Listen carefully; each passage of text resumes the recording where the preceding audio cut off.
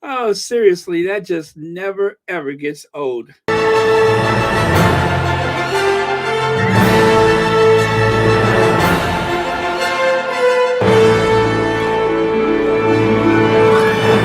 Cha cha cha. It's that cha cha cha at the end that gets me every time. Well, I had to run some errands with my aunt today, so otherwise I have gotten my sleep back on track. That's a relief, isn't it?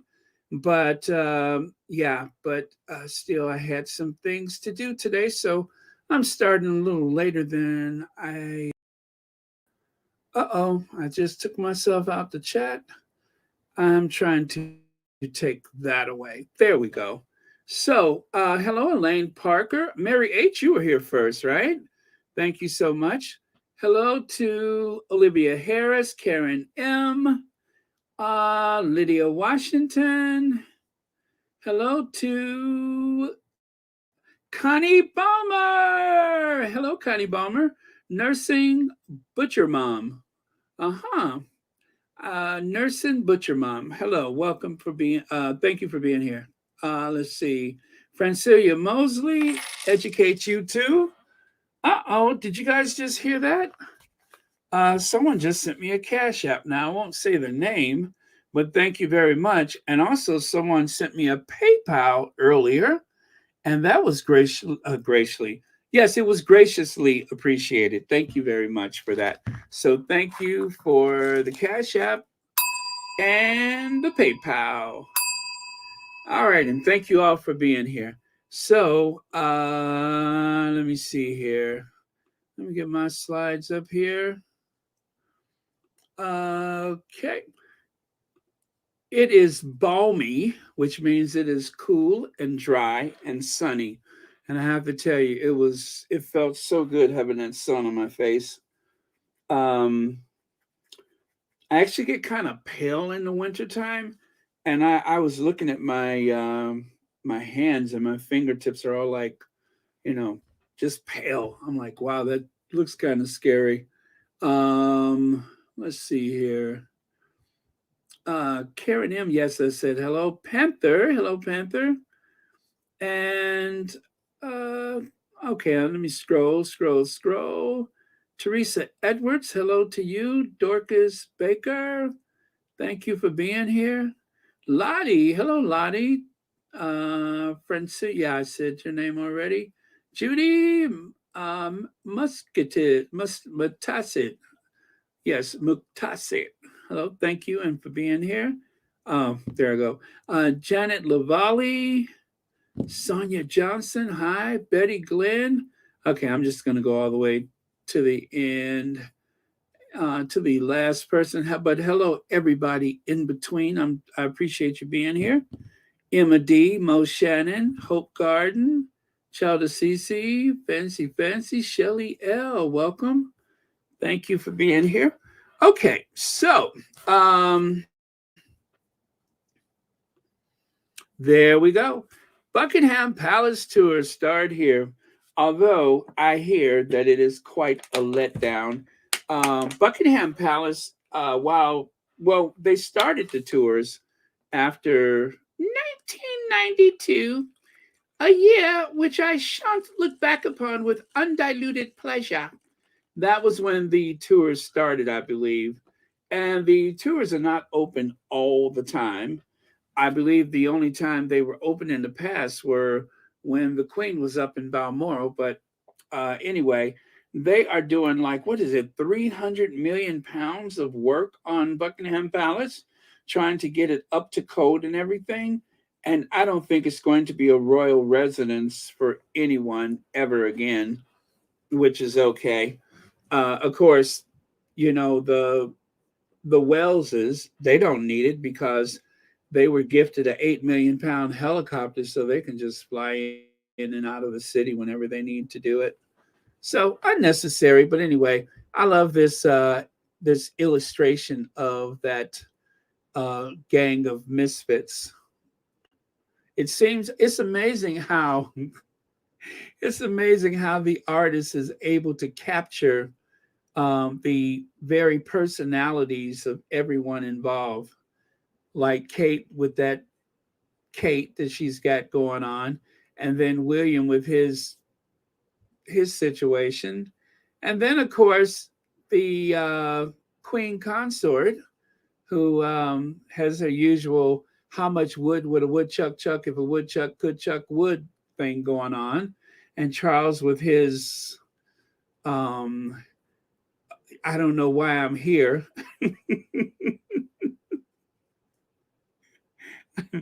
Yes, um, I think it's brilliant. But anyway, so let's just get to the big elephant in the room, shall we? It would appear that the queen consort is ill. Ill. Now, as I count, this is actually the third time that she has succumbed to the pandemic. This is the third time. The first time, of course, was early on when, Charles was walking around putting those big fat hands up, going namaste to everybody, because at first we were like, okay, the instruction was no one should shake hands. You remember that? And I believe that on that occasion, when they were all at the Westminster Abbey for the Commonwealth Day, that was the last time that the Sussexes were there, of course. That was the last time before the pandemic. And I recall that no one was shaking hands. William had made that very awkward joke about the pandemic. I believe he was in Ireland and he made that very awkward joke about it. Do you guys remember that? Well, anyway, they were not supposed to shake hands. And it wasn't long after that, then first it was Charles and then eventually Camilla. They were both out.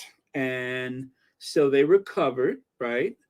And the Queen was supposed to go to Westminster Castle, I'm sorry, Windsor Castle, and she was going into isolation. And the people that cared for her, they would work shifts where they were isolated.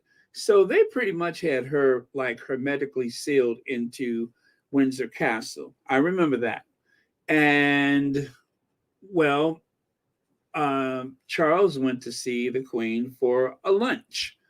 And from that point on, the Queen was being monitored. See there, Camilla tests positive again for that pandemic.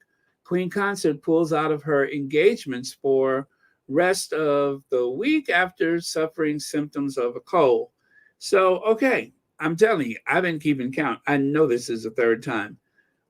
So she's tested positive again. My thing about that is,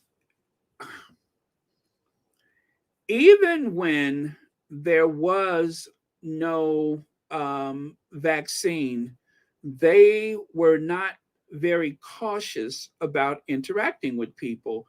And least of all, I wasn't comfortable with the fact that they were interacting with kids at school, or at schools rather, for their performance, their royal performances. I even have a little receipt from the Duchess of York being at a school, and she's holding the mask in her hand, um, you know, in this grade school because they had to get that photo. They have been doing this since the start of the pandemic. Okay, I know for a lot of people, they say it's over with. It's not over with for me in public places. I'm just telling you, it is not over with for me in public places. And I'm going to, avoid it at all. As far as I know, I haven't, you know, had it and I don't want it. I don't even want anybody's seasonal anything. I'd rather just avoid that. But okay, so this was the official thing. Royal Communication, Monday the 13th, February 2023. Her Majesty the Queen Consort. Oh, see, they got that right. The Queen Consort. Um, After suffering the symptoms of a cold, Her Majesty the Queen Consort has tested positive for the pandemic, as I substitute the word. Hi, Sheila Watson. With regret, she is therefore canceled all her public performances. Oops, did I just make a Freudian slip and say performances? I'm sorry. All of her public engagements for the rest of this week and sends her sincere apologies to those who had been, I almost said infected, to those who have been due to attend them. Of course, they were not, because she was in contact with them.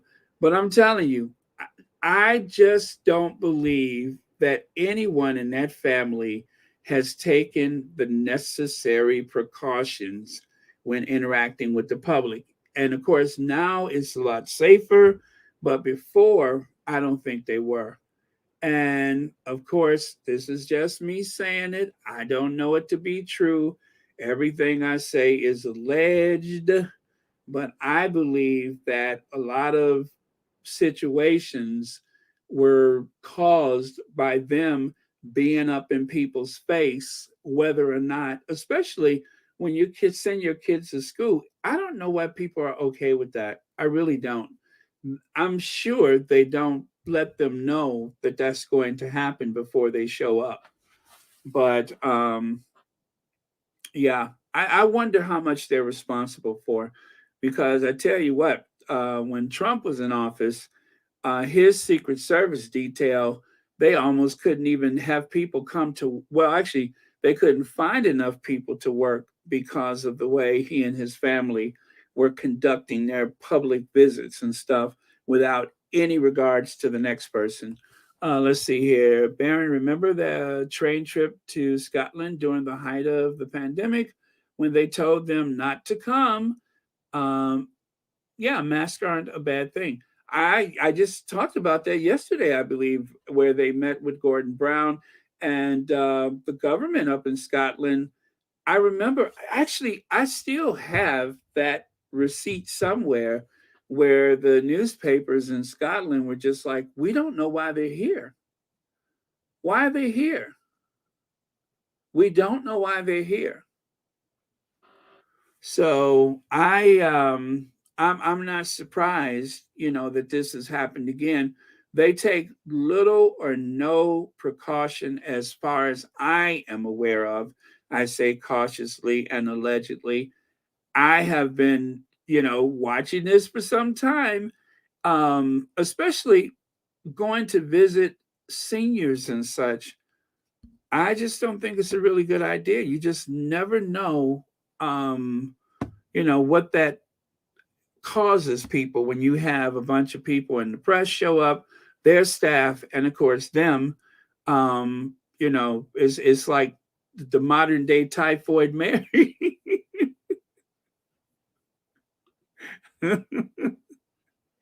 I'm not trying to say they're nasty, but I'm just saying. So is I don't know. I just threw that in there to be messy, but I don't even know what this one was for. But again, I was just throwing it in there to be messy. I just kind of picture it looked like this was the scene where Charles found out that his beloved emotional support Camilla would be unable to be at his side. Now, there are some people who are saying that she just didn't feel like working, that she has called off. But witnesses say that they did see a veterinarian um, entering and exiting the royal residence. So if there was, I think, I think when a veterinarian and an anthropologist has been called, then that probably means that she was. I'm just okay. That's even bad for me.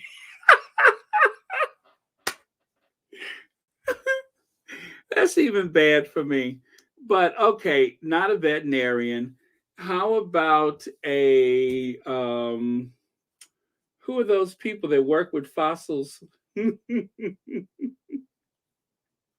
Yes, Dr. Leakey. If they've called Dr. Leakey, oh no, Dr. Leakey is passed on, I think. Um, let me see. Anyway, you get my point.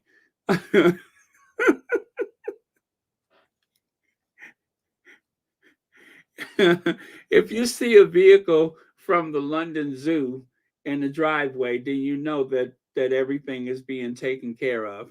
So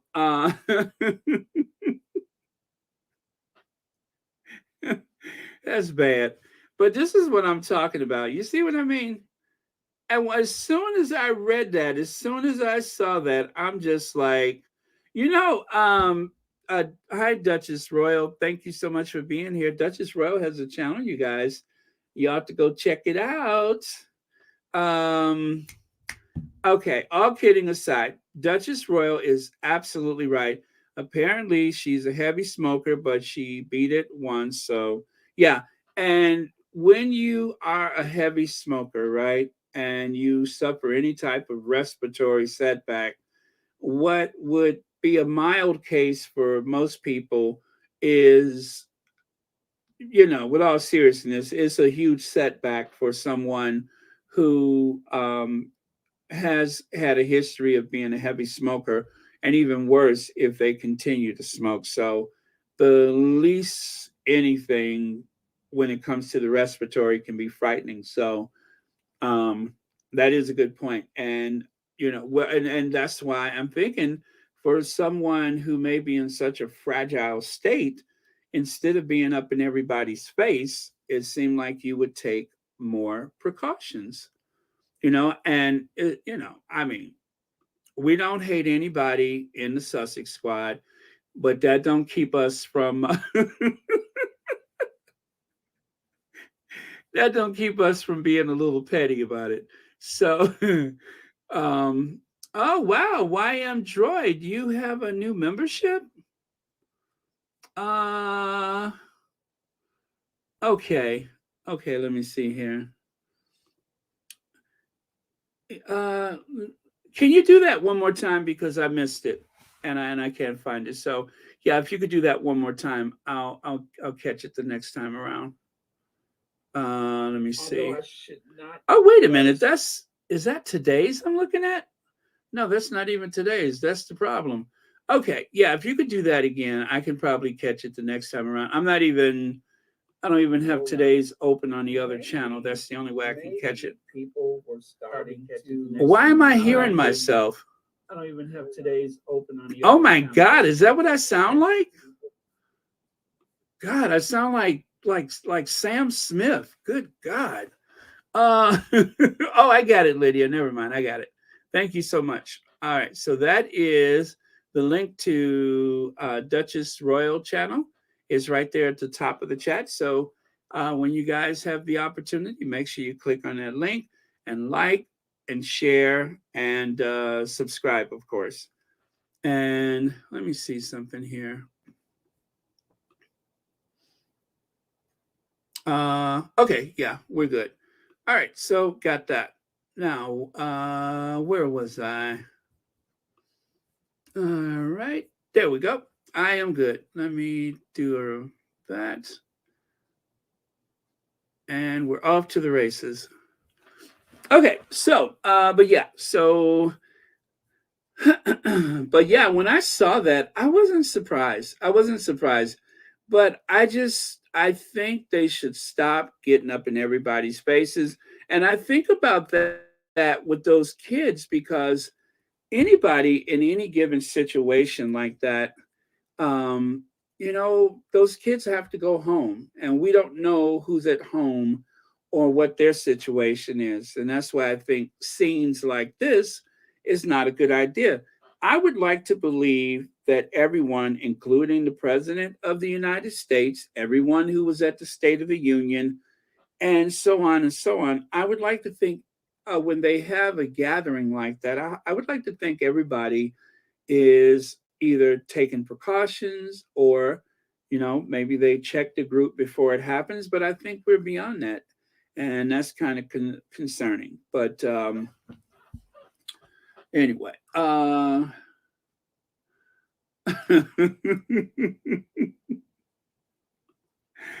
me see. Didn't you say that a message from the Queen for Camilla that she was coming for?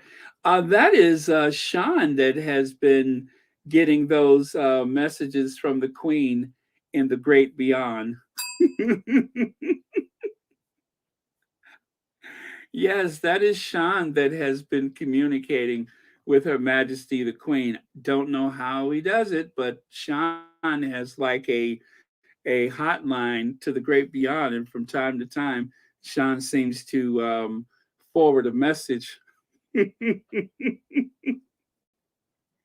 Anyway, so with plenty of liquids, maybe some vitamin C and zinc and D3, uh, with all of those things, she'll be trying on her tiaras in no time. So I know I just don't want you guys to think that this means the worst, because I know how much you all are worried about the queen consort.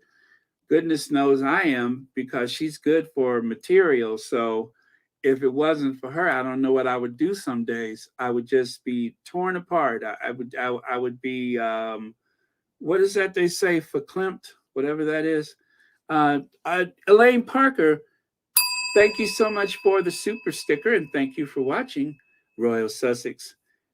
Did I miss something before? I thought I saw. Oh, you know what? Again, I was looking at yesterday's. Okay, that was yesterday's. All right. So anyway, um, yeah, they'll she'll be okay. But I just wanted a little reminder here. You remember this? The queen catches that in the castle outbreak, right? Queen reveals horrible that left her exhausted. But you know what? I'm missing one. I don't have the one, but I have it. I just didn't put it up there, where they said she was being monitored, right? Now, what is my point about all of this?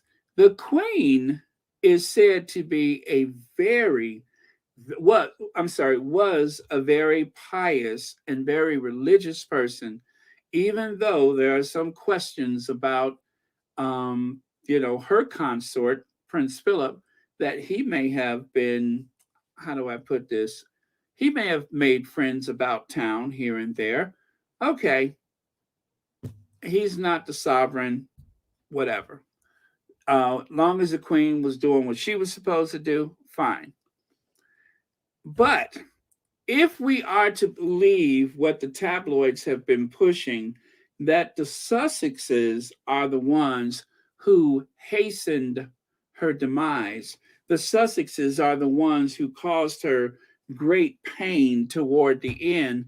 I want to know, how do you explain, um, where are they? These two, wait, I'll go forward for them. But how do you explain his role in it, Andrew? Okay. How do you explain Andrew's role in her, shall we say, fragile condition? They were, from time to time, you'll see where one of the tabloids will say, well, it couldn't have helped the queen health because of the way the Sussexes blindsided her, the Sussexes deceived her, the Sussexes honored her by naming their child Lilibet Diana. They pulled everything they could to drum up this hostility against the Sussexes, when they barely ever make any mention or any connection between how horrible her last days were, having paid out 12 million or more pounds for somebody that her son never met, for something he certainly didn't do.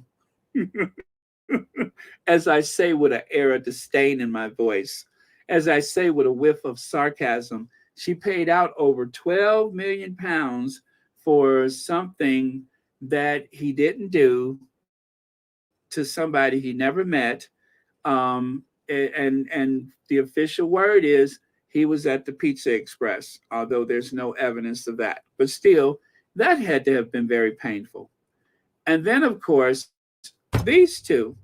The head of the church was Her Majesty the Queen. Now, the head of the church is, let's face it, a confessed adulterer, as well as the woman that he allegedly, actually not alleged, he did say that he ran around with. But now he's the head of the church. And when I think what they put his uncle Bertie through, what was it, Edward the eighth or seventh, Edward the seventh. When I think about what they put him through when he met Wallace Simpson, and now at the height of all hypocrisy, he has become the head of the church, and he is going to be anointed with oils and water from the River Jordan and all the other little sacraments that they have that they're going to do for him and for her. And then, of course, they're not afraid that they're going to start smoking and combust and turn into a ball of fire. They're pretty sure that once they touch them with that oil, that they're not going to start shaking and going into convulsions, although that is the reason why I plan to watch. That is the reason why I plan to watch. Um, let's see here. Let me see. It's painful to hear Charles is the head of the church. To me, he is not, never. Jesus is the only head and king of the church. Amen to that, Connie Balmer. Let me see here. Sonia Johnson said, Baron, don't forget what Sean said. William and Kate lost half the Commonwealth. That's what made the. Yes, yes. The most. Oh, thank you so much. That one, I almost. Well, actually, I did let it slip. Thank you for reminding me. Um, the most important thing to the Queen, her most proud achievement in her life, was the Commonwealth. And what happened? Will and Kate lost half the Commonwealth on one all expense paid vacation. You just, how do you do that? How do you go on vacation? All expenses are paid, everything is planned and organized. And when you come back, not only do you lose half the Commonwealth, but you also come back,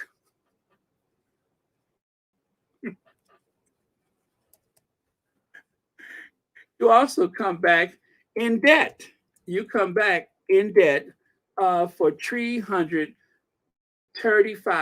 million. That's what Trenchtown want. Not only did you do all that, but you even upset Trenchtown man. And Trenchtown man is as cool as they come, and you didn't upset Trenchtown man. You come back in debt for 335, is it billion or million? $35 billion. Yes, Prince. Trenchtown wants $245 billion. That's what Trenchtown wants. $345 billion. Yes, thank you. Yes, sir. Yes, sir. That's what Trenchtown wants. Yes. What do you mean?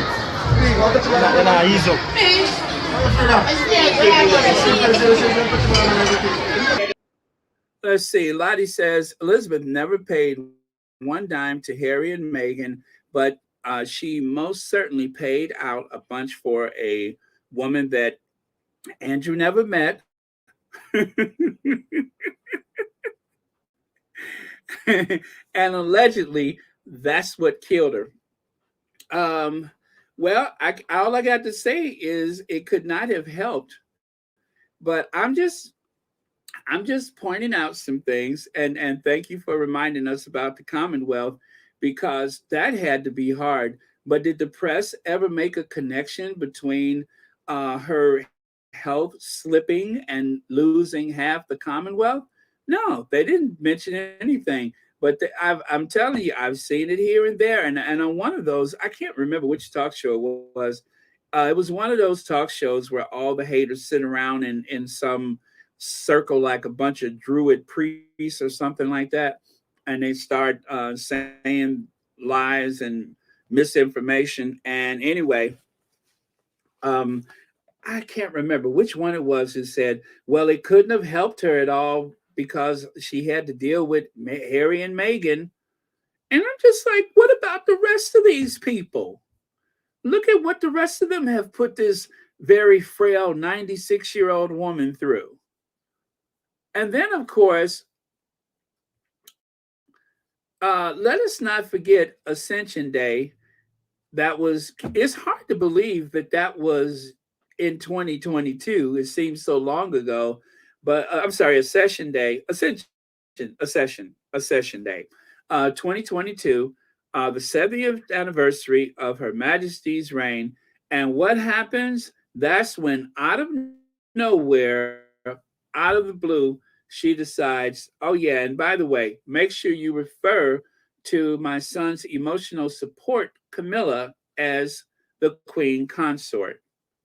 Now, the promise was, I'm not going to marry her. Then the promise turned into, I will marry her, but she will only be known as the Duchess of Cornwall, not the Princess of Wales. Okay, he kept one promise. And then the next promise was that he was, if they, when he, ascends to the throne, that she will be known as a princess consort, not the queen consort, out of respect to people who have known and loved Diana. Well, that proved to be a lie too, because now she's the queen consort, and pretty soon they are just going to drop the. Well, some people have dropped the consort and just have referred to her as the queen. The queen. Now, I think they're holding back on that until after Coronation Day. And then after Coronation Day, I promise you, it is going to be Her Majesty the Queen. And of course, that is going to ruffle the feathers of some of the royalists, but as per usual, they'll get over it. Well, as you can see, where is it? The official statement from the palace right here says, Her Majesty the Queen Consort. Pretty soon, they're going to drop that, or maybe they will just continue to use it in that official capacity. But for most of the tabloids, they're just going to refer to her as Queen Camilla. And then at some point, they're going to start throwing that queen in there. Speaking of throwing that queen in there,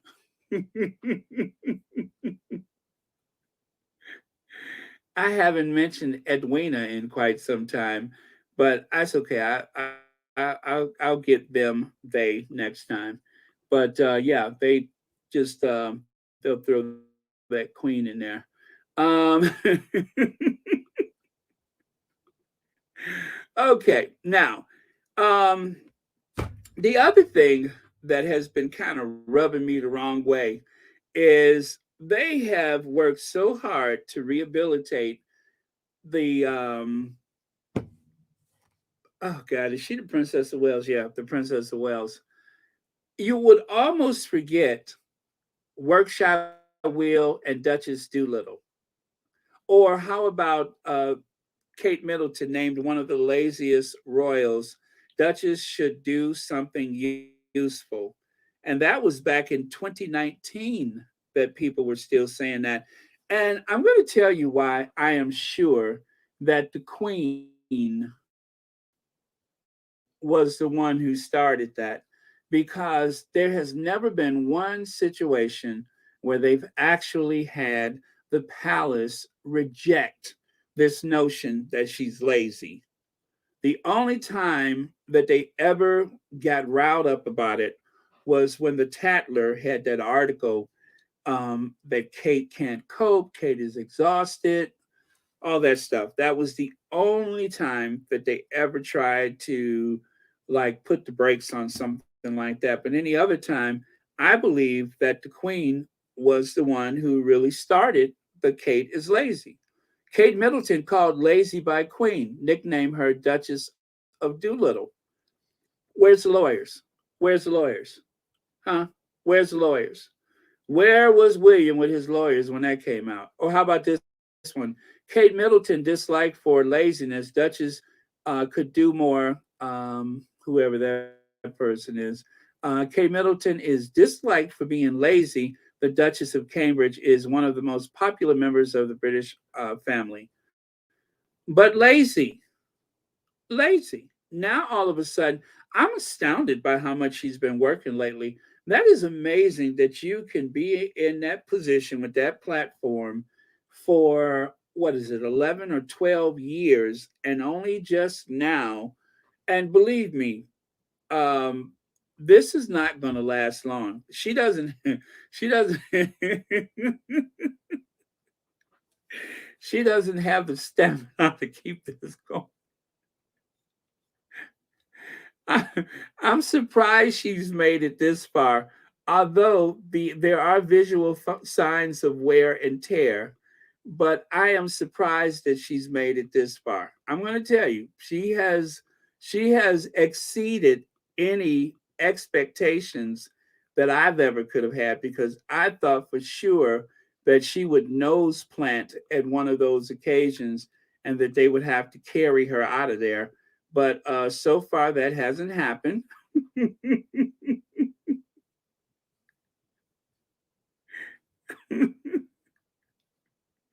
But she has a whole team of people to do everything for her, and to slip that empty blank binder under her arm, so she'll be okay.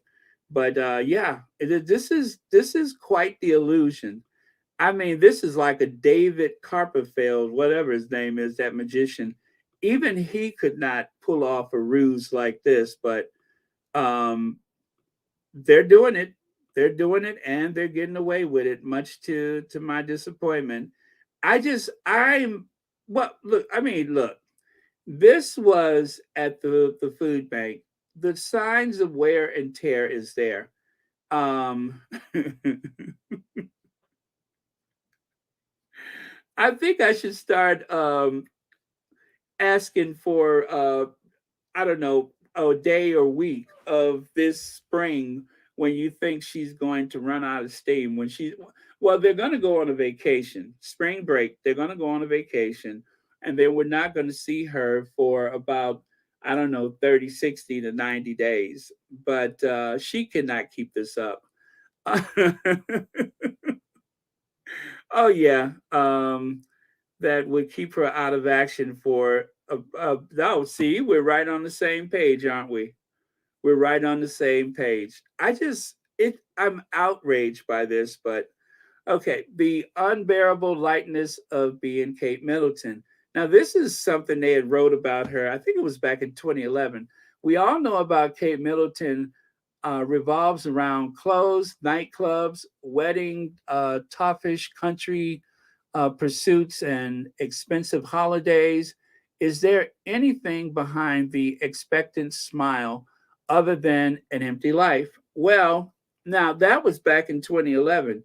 The real trip about that is there's not a whole lot that has happened in between 2011 and this January, except for every January is when she's really coming into herself. That is when she is keening to do something. So this keening season is extended. It is lasting longer than I thought it would. Because I told you guys, I'm like, she ain't got that much left. Just give it a minute. She'll go away. But no, no, they I want I wonder if they gave her any leftover vitamins from, somebody's medicine cabinet. I wonder. Maybe they shared some of those leftover vitamins that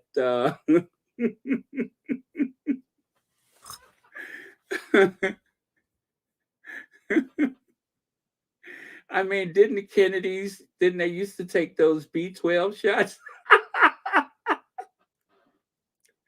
didn't didn't didn't the Kennedys used to take those B12 shots, right? So, well, you guys,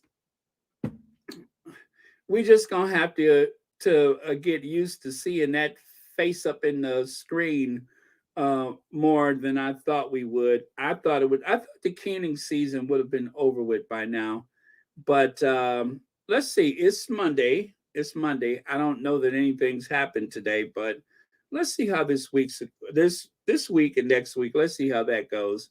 But the sooner the better. God, this is like a nightmare. Every time you turn around, she's done something. Kate Middleton's lazy ways rubbing off on Prince William. Duke refuses to whatever it drops off there. Kate Middleton and Prince William are notorious for not footing their fair share of the royal workload, but this latest news is horrifying. And then down there it says, in a new issue of Life and Style Weekly, sources reveal that tensions are at an all-time high, and the royals have nastily dubbed, well, and I don't have the actual stories for those, but anyway, it was a receipt that I used in the past. But as I say, um, it's been 11 years. But the idea that she rubbed off on William, believe me, he had enough lazy tendencies of his own before she ever got there. Okay, picture the moment Kate boarded a helicopter flight that cost the taxpayers £3,000 while the Queen made the same trip by train for just £54. Kate pictured ahead of her return from Kensington Palace to Animal Hall. £3,000 return trip on February the 7th was 110 miles and a 45 minutes each way. Came a day before the Queen made the Norfolk London journey on train for £55. Kate took Queen's flight used by royal family on official engagements. But that's the English rose. You can't put the English rose on a train. And of course, oh, did I post this one twice? One of my favorite images, of course, is the English rose in the back of one of those black cabs on the Saturday night. Every time I see that, it always gives me that, like something hissing at you. But that is the Immaculate Heart of Katie. And then, of course, let me see, what was the date here? Health fears, that was 2021, it looks like. Well, yeah, that was November 2021. So this is when this was. Do you guys remember that period when they were acting like there was no Charles and Camilla, and they wanted people to know that the monarchy was in safe hands with Kate Middleton? Do you guys remember that? They had like this, I don't know how many months that last, but they had like this whole campaign, and every time you turn around, they would have Kate featured on a newspaper magazine cover, and assuring the people of Britain that the Commonwealth was in safe hands with Kate Middleton. It's hard to say that with a straight face. And then, of course, one of my favorite things about this is I think it was Celebici who said that she had the Groucho Marx eyebrows. They were asking, why did they use that picture with the Groucho Marx eyebrows and her mouth askew?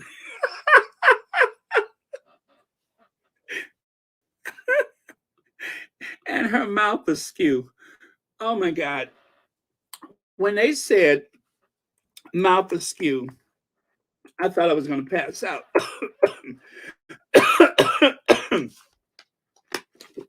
Oh, okay. I just had to drink some water.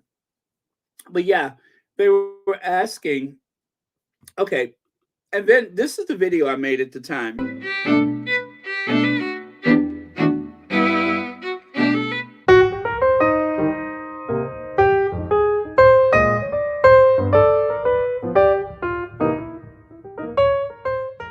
This is kind of weird, and mind you, I'm not worried about these people in any way whatsoever because they are very well taken care of, but Kate has gone with the Groucho Marx eyebrows for some reason, don't know why, but people are saying that Well, maybe she's trying to send a bit of a signal to Meghan, because she's wearing the same outfit that she last wore when Meghan was at the cenotaph for the Remembrance Day. The reason why I think that is probably true, that either she's trying to mock the Duchess of Sussex, or she's sending a plea for help to the Duchess of Sussex, or maybe, I don't know what she's doing, but the hat doesn't really go with the military style coat dress that she's wearing. Totally wrong hat for that outfit. So the hat looks incredibly similar to the hat worn by the Duchess of Sussex. It says here, not really sure what to make of the Metro, the Times, the Daily Express, and Daily Mail. What's going on with the unflattering photos of Kate with her mouth askew? I couldn't read that without laughing. Sorry about that. But as you know, I have said quite a few times what's wrong with her mouth. So anyway, her mouth is her mouth is askew.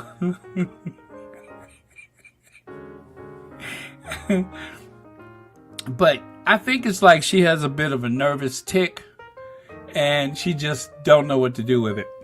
So, but why in the world do they focus on Kate, the next queen consort of England, Scotland, Wales, Northern Ireland, and whatever territories, is Catherine's good buddy, Camilla Barker Bowles. That is the next queen consort, not Catherine. It's her buddy, or co-conspirator, or whatever you want to call it. But it's not it's not Catherine. So it gets better. I noticed something while making this video. How in the world did the Duchess of Cornwall get moved out to the périphérique, as they say in French? Why is she on the perimeter? Shouldn't she be center stage? How did that happen? Something odd is going on. I mean, the newspapers has already given Catherine the Great her position as the queen consort, but yet the actual queen consort and the reigning Princess of Wales officially is to her right instead of being center stage. What happened? When I post these, I'm going to block out which Twitter account they come from because, again, I don't want to make trouble for anybody. But this was a perfect nickname for Kate. Jazz Hands really had a face like thunder for part of today's Remembrance Sunday stuff. We have coverage on that and more tomorrow. Okay, so well, when she talks, sometimes Kate's hands are kind of flailing about all over the place.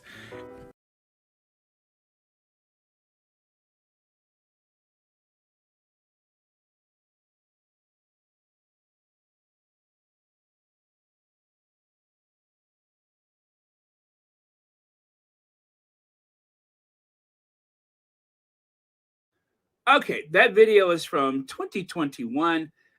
When I made it at that time, I thought it was odd that they kept pushing Kate center stage, only to find out that, at some point, Camilla, who is one, she's very conniving, if you will. She managed to exert herself and take her position not only as the queen, but the queen consort. Because remember, this is November 2021, right? And we were all wondering, why do they keep making it sound like Kate is going to be the next queen? And remember, November 2021. And what happened the next year? Well, 2022, Ascension Day, then we find out that the queen specified that Camilla should be known as the queen consort. See, Camilla is clever. Behind the scenes, she's pulling all the levers of power and such. So she let Kate get comfortable in this idea that she was going to be the next queen consort. But I'm telling you, Camilla has been very shrewd about the way she has played her position. She downplayed things when it served her, and now she has exerted herself as the queen consort, and pretty soon just simply the queen. Very interesting the way that worked out. But for months and months, they kept pushing this idea that yes, the queen is ill, but don't worry because Kate is coming up next. So there you have it. The co-conspirators, allegedly, and this whole little Game of Thrones going on with that family. Now, I was looking at something today, and I want you guys to know that I am incredibly proud of Uncle Joe. Do you guys know what he's holding in his hand? Anybody? Do you guys know what he's holding in his hand? That's Uncle Joe, and he's holding something in his hand. I'll wait for the first one. Anybody? Let me see. Reba Henderson says Camilla is a snake, and that is about. Oh, I'm sorry. It's moving. It's about to get karma. Sooner than she thinks, right? It's a check. No, it's not a check. Microchip. Oh yeah, computer chip. Yes, it is a semiconductor, a microchip, computer chip. Well, apparently, Uncle Joe just signed into law not long ago a bill that will give exclusivity to those chips for the United States, as well as investing some $300 billion, I think it is, something like that, where they are going to invest in those chips. Um, China was trying to run away with the technology and even take the technology. I'm just going to say take. But Biden signs executive order to kickstarting implementation of sweeping U.S. chip manufacturing law. So that senile old man, the one who tricked the Republicans into giving him a standing ovation. And let me see, that was August of 2022. I just saw a video about the semiconductors and the microchips and stuff.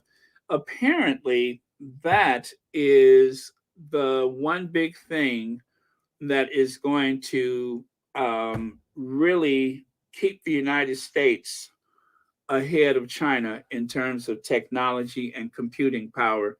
Very, very important move. The United States is about 5 years ahead of China with technology, but the company that actually makes the chips are based in the Netherlands, and I think it's in Rotterdam or somewhere in the Netherlands. So good on you, Uncle Joe. I just learned about this.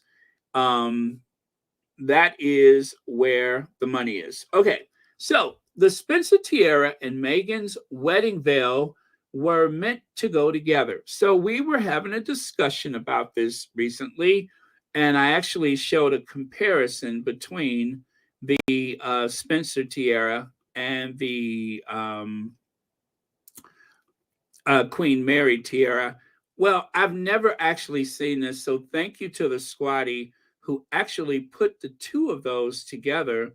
So you can see that the ends of the veil, the way that it's made, you can see that, yes, it does complement the Spencer tiara. So if you had any doubts whatsoever that that was the actual way that it was supposed to go, now you can see clearly that is that was what was expected. So there you can see the illustration from this artist Amelia.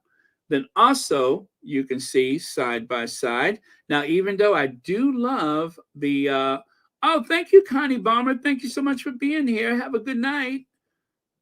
Thank you. yeah, you can see the two of those side by side. So I don't know what you think. I'm glad that, well, I wish you would have worn the Spencer because of all of the trouble with Angela Kelly and everything like that. But you know, if that is just going to be a sore point. But then the whole wedding, they made the whole wedding such a battle from start to finish that there's a few elements of that day that leaves a bad taste in your mouth. So, uh, oh, oh yeah, let me go back over here first. You can see the side by side, Diana with the Spencer tiara and Meghan with the Queen Mary. So it didn't take anything away from Meghan's look. I think it actually enhanced things wearing that one. But for the sake of nostalgia, I would have preferred the Spencer tiara.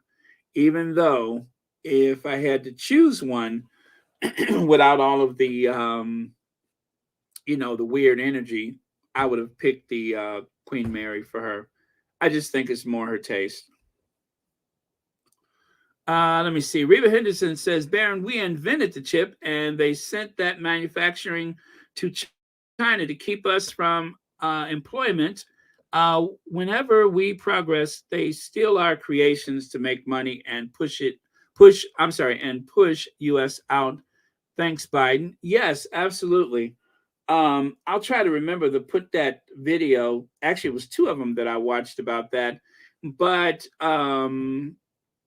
Taiwan actually is still making chips for us, and Japan, poor Japan, is like so far behind. But yeah, the chips were actually invented here in the United States, and it was said by one of the inventors or one of the people who pushed the technology that every year that the capacity for these chips are going to double. Now, when he said that, I think they were able to double the capacity, like where they had up to 16 parts to it. Now it's like millions of parts, and they are going to get even better than that as time go by. And I have to be very proud to say that yes, that technology was born here in the United States, and thanks to Joe Biden, they are going to invest within the country to make sure that the United States have the best of the best of the best of that chip type technology. So thank you very much for that, Reba Henderson. I'm telling you, Uncle Joe, for the supposedly senile old man, he's been doing a lot of things quietly and discreetly and haven't, made much of a fuss about it. Okay, there we go. So next, Andre Leon Talley was honored by none other than Rihanna. Rihanna wore his coat. That is Andre Leon Talley's big red coat. Now, I forget the designer that designed that coat, but Andre, in his last year or two of life, he wore that coat a lot. He even did an ad for Uggs, I believe it was, wearing the big red puffy coat. And if you've seen the documentary, his behind the scenes documentary, he was actually seen wearing that coat. Yes, Ronald Reagan, the union buster, the outsourcer, the man who, it's amazing how often the Republicans bet against the United States. Well, thank you guys for the congratulations. Thank you. And there you can see Andre in his parlor or saloon wearing that coat.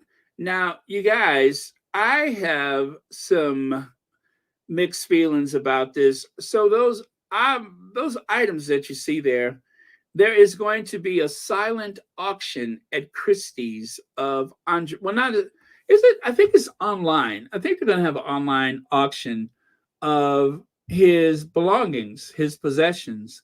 They're selling everything. I don't know where the money is going, but they're selling his stuff. So I don't know that he left anything to anybody particular. I'm sure he did.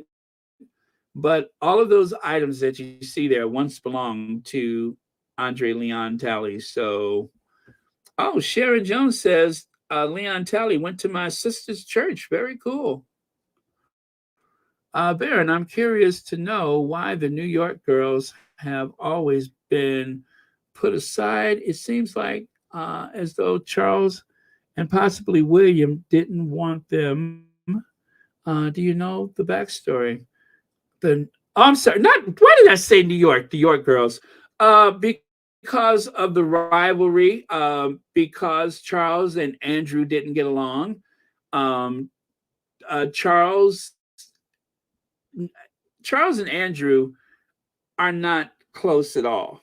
And Charles started that whole thing about the slim down monarchy, and um, of course, with the slim down monarchy, everything was supposed to go to Charles and Charles' direct descendants, excluding things like the Kents, the Gloucesters, the Wessexes. I think that Charles wants to limit the amount of people to just the core of perhaps four people. Now it's four, but I think it was supposed to be seven, including Princess Anne. So the York girls, Charles didn't want the York girls to get involved at all. He just didn't. I think some of it has to do with his brother, and then I think some of it has to do with the survival of the monarchy, in that, as we've seen with Denmark, as other royal households have trimmed the fat, and they have taken titles away from um, the Queen's grandchildren over there in the Netherlands. I think Charles has the same idea. And I think it's mostly for the survival of the monarchy, because right now they are able to, I guess, hypnotize people into believing that having this big, expensive institution is a good idea, when you and I both know that this is unsustainable. And at some point, people are going to wake up and start asking questions. Well, I don't think Charles wants to wait until people wake up. So he wants to at least pretend as though that the people are getting value for, or his subjects are getting value for their pounds, or value for their money when it comes to the royal family. I don't know how doing charity work and showing up cutting ribbons is actually doing that. I mean, I don't know that having the royals. There was a study that said that it makes no difference whether the royals are there or not there. And what's scary is that they could show up at these charities and it doesn't move the needle one bit. The charities do not get an extra anything because the royal family is there.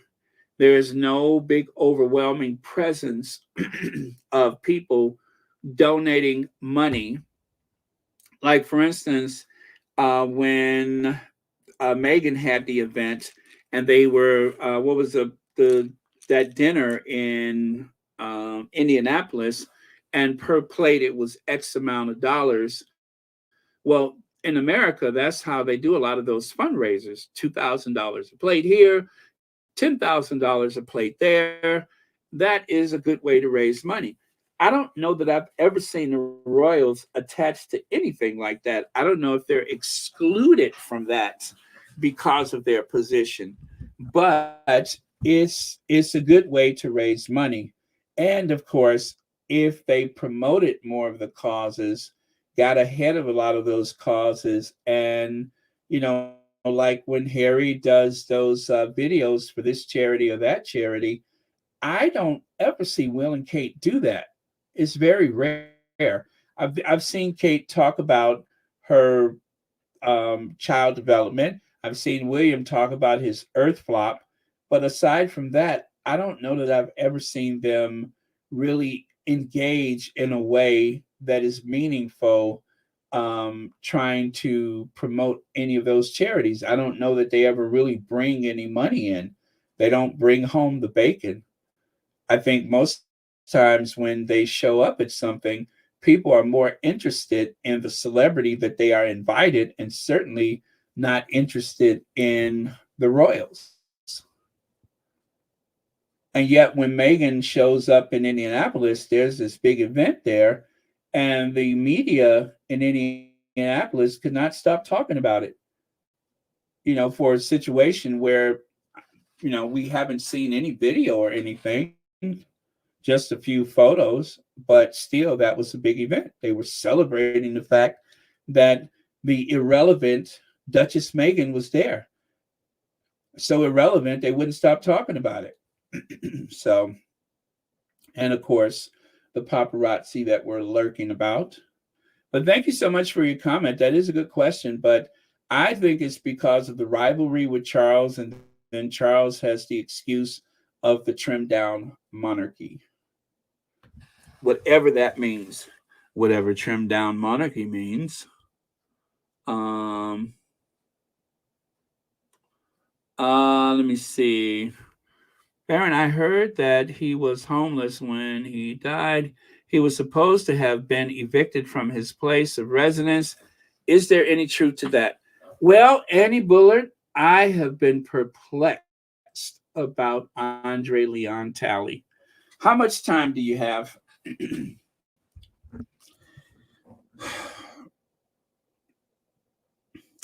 I think that there's a diagnosis there. I think that Andre was a prodigy, a genius it's not an exact position. It's not an exact field of art or style of art, but he studied French literature. He studied Russian literature. He was fluent in French. I believe he even taught French at one time. He has been in the room with people that you would, donate an organ to be in that room. And yet he had very little money to show for it. When Andre Leon Talley wanted to buy a car that Milano, Blahnik, whoever those guys are, I forget the name of that shoe, he actually gave them the money to buy the car for him. When Andre Leon Talley needed a house, once again, he had them sort that out for him. Now, he says he's bought the house because he had put so much work into it, but yet his name was not on the deed. And I'm just like, who does business like that? I mean, he was obviously an intelligent man. He was obviously a talented man, yet he had no designer label of his own, but he worked as a stylist for a lot of people, including that heretic Melania Trump. He even mentioned that other people who worked for Condé Nast made more money than he did. But yet, this seemingly outspoken person did not confront his employers to pay him more money.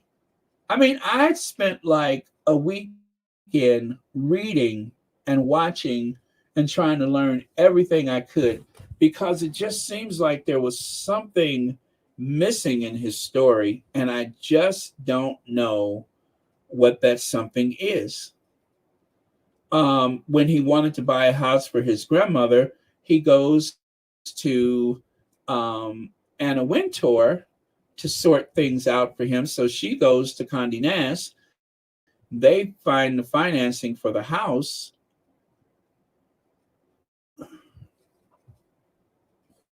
None of that makes sense to me. None of that makes sense to me. I don't think that he cared about the money. But compared to some of his other Vogue counterparts, it came out that he wasn't paid as much and had been treated poorly by Anna Wintour. Now, that's the real sticking point right there. I believe believe that Andre did not assert himself at times when he should have or could have for whatever reason. I believe that Andre Leon Talley did a lot of work for a lot of people, and he was more excited about the invitation than he was about securing a payment for services rendered. This is just my opinion. And I think when it comes to that, it's easy to blame Anna Wintour for something that he obviously struggled with, and that was asserting himself on behalf of himself. I mean, how could you have been in the business all those years and known all those people and still not make as much as you should have, not get paid at times when you should have? So, like I say, and this is just my amateur opinion, I believe that there was some kind of diagnosis there that he was a genius who did not have a love of money. He had a love of finer things. He had a love for being around certain people, but I believe that every situation he worked in, he was never paid enough.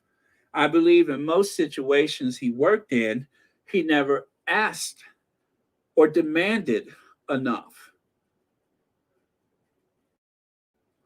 Now, that's just what I've observed. It just didn't, it's like there's something that doesn't make sense about his finances. It didn't make sense. It wasn't consistent with his education and with his expertise. That didn't make sense to me. And I think that at a certain point, those people that he worked for all those years, like he had a very long friendship with Karl Lagerfeld, and then one day Karl Lagerfeld dropped him. He had friendships with a lot of those people in the industry, and for some reason, they, pushed him away. And he and Anna Wintour had a tumultuous love for each other, hate for each other relationship. They had a love-hate relationship. And Andre, um, what was her name? DeVries, the woman that he worked for at the Met Museum, Anna Wintour, and his grandmother. Those were the three important influences in his life. Those three women were his biggest influences in his life. And I think all of them encompassed certain parts of their personality that he leaned on their strength. He leaned on their it was, I don't know if you could call it like a borrowed ladder effect. But even when he went to Paris, that whole incident that happened in Paris, where he was embarrassed and humiliated, and rather than confront it, he just left. So I'm not so sure that it was so much the people that he surrounded himself with that were the problem. I think the problem was he just did not um, assert himself. I don't know, but I tell you what, guys, I invite you guys to take a dig into it and sort it out for yourself, because I'm telling you, I can't sort out certain parts of the story, because it's one thing, the story with him and Anna Wintour. And yes, she did dump him. He got old and she wanted somebody young at the Met Gala. And I think after a while, he wasn't even invited anymore. So their friendship had come to an end. But then there's also the guys that bought the house for him. Um, and this is the thing: when he moved to that house, he said that there was some emergency at his apartment in the city, and he wanted to get out of the city and move to the country. And so they arranged to get that house for him. But I would not be comfortable asking people to go and buy a car for me, to go and buy a house for me, to buy a house for my grandmother. What did they want in exchange for those favors? What did they want in exchange for those favors? That was one of the things that fascinated me. Reva says, Baron, they pimped Andre Leon Talley. Talent, like a lot of us, they did not pay him for his talent. He chose a lot of fashions for years, and they used his talent to get clicks. Yeah, that's true. But why did that happen? Why did that happen? I mean, as I said, he's a very, or was a very educated man, and he knew the business. He knew everybody in the business. At what point? At what point? It's like a job that you just don't want to leave. I mean, there are some people that have been on a job for 20, 30, 40 years. I remember I saw someone one time that had been on a job for 50 years.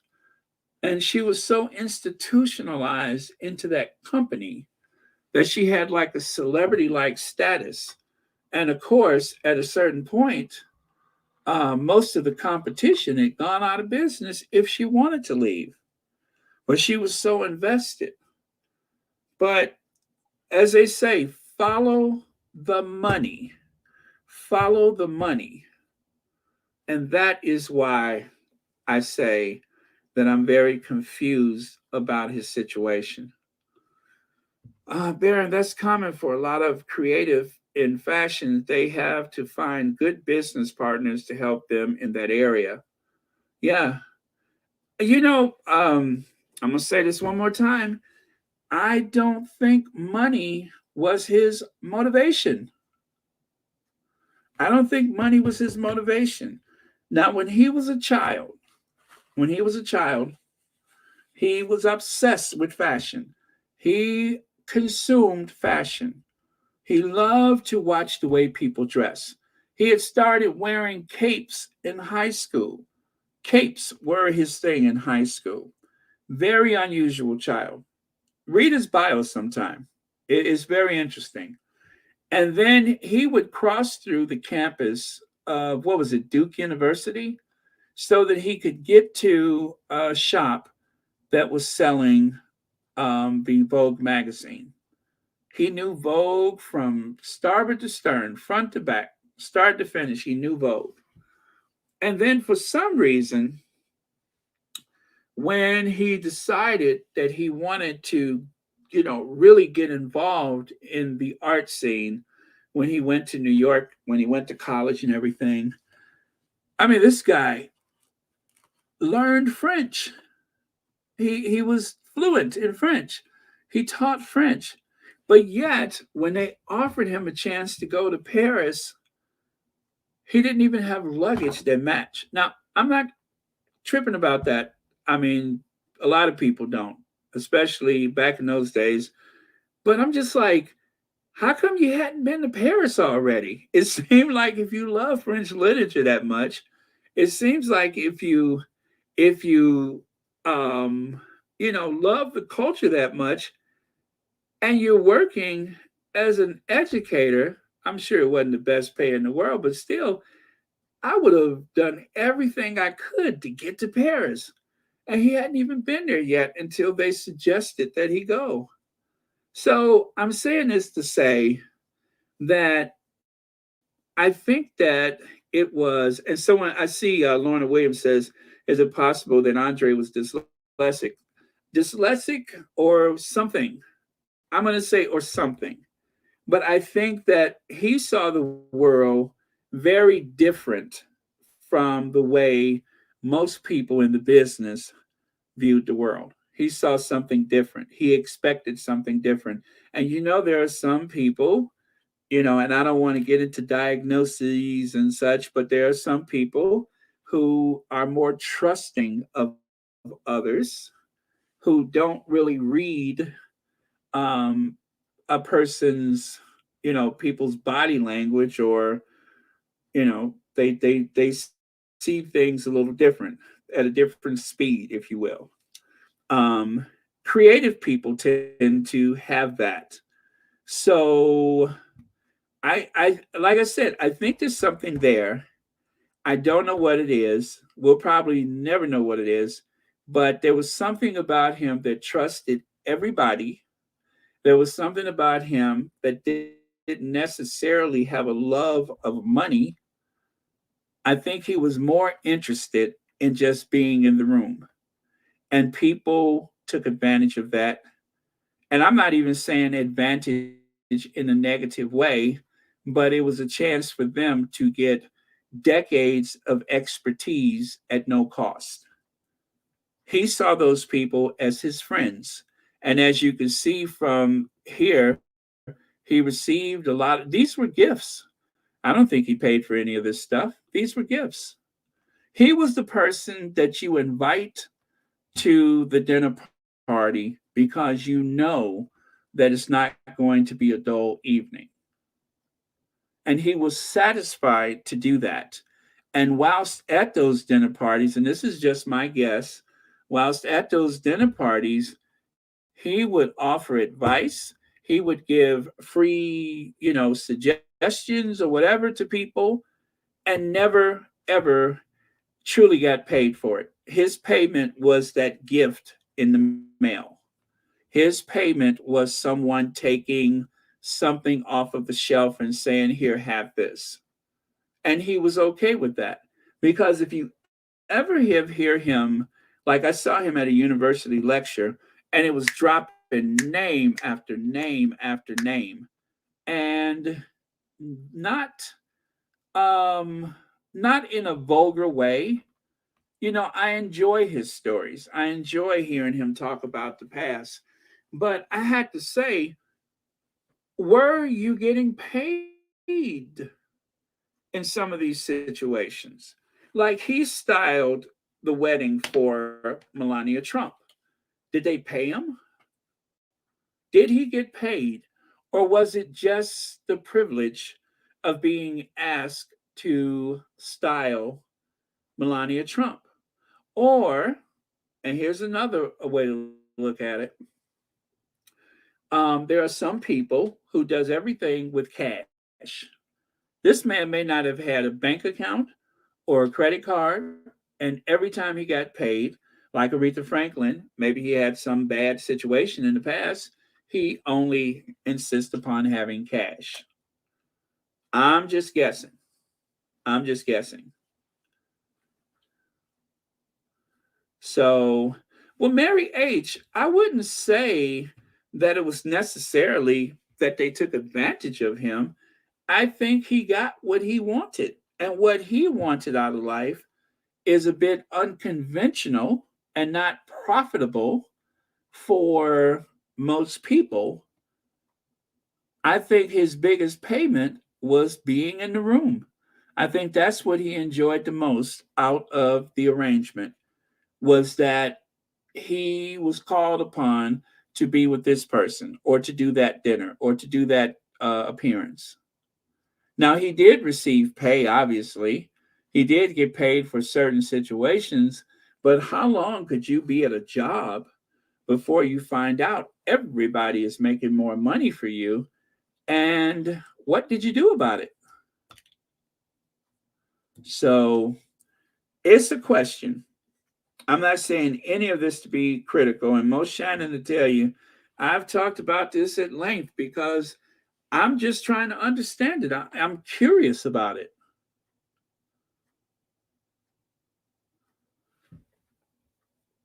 Let me see.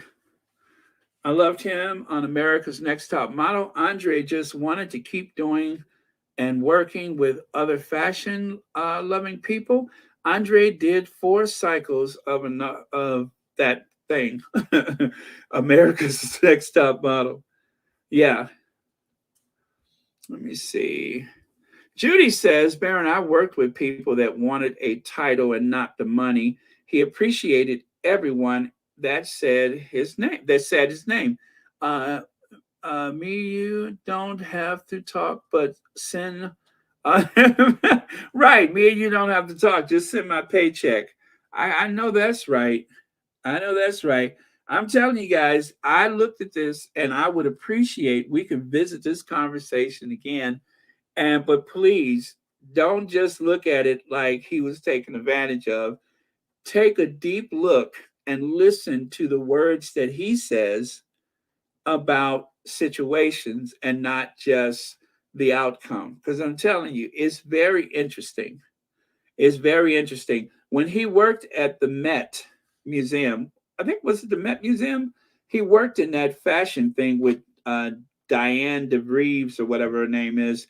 He was there as an intern, and she gave him all this work to do, and he was glad to do the work. But of course, as an intern, you're not expected to get paid. Well, she did give him a letter of referral, and he went and worked for, I think it was Andy Warhol. And I believe that was back in the Studio 54 days and everything. And I think at that time, he got to be friends with Houston. And also, I'm going to tell you this too. I don't think that he had any partners. I don't think he had any partners. I do not think. I do believe that he was totally asexual. He mentioned that he tried, but he did not like relationships. He did not, um, um, you know, he didn't want to have a relationship. His work was everything. His work was his lover, his friend. Everything was his work. I don't even know that these people were necessarily his friends. I think that he had a working relationship with them, but I don't even know that they were truly his friends.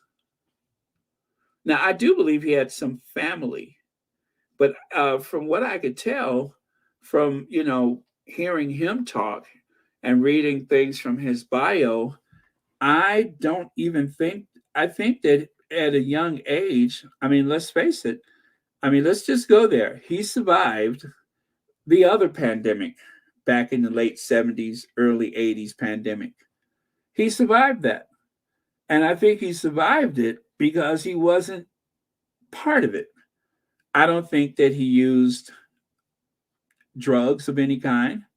I don't think he was sexually active.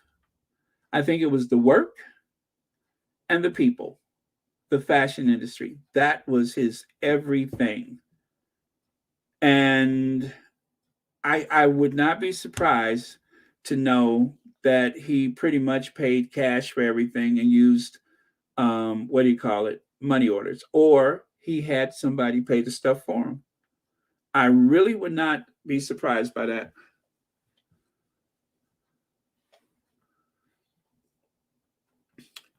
Let me see. Andre's weight was also an issue with Anna.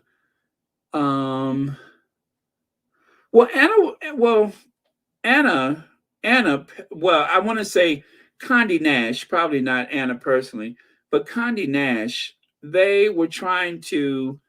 I mean, there's a difference between oh, you so big and so gross, and then there's I don't want you to die.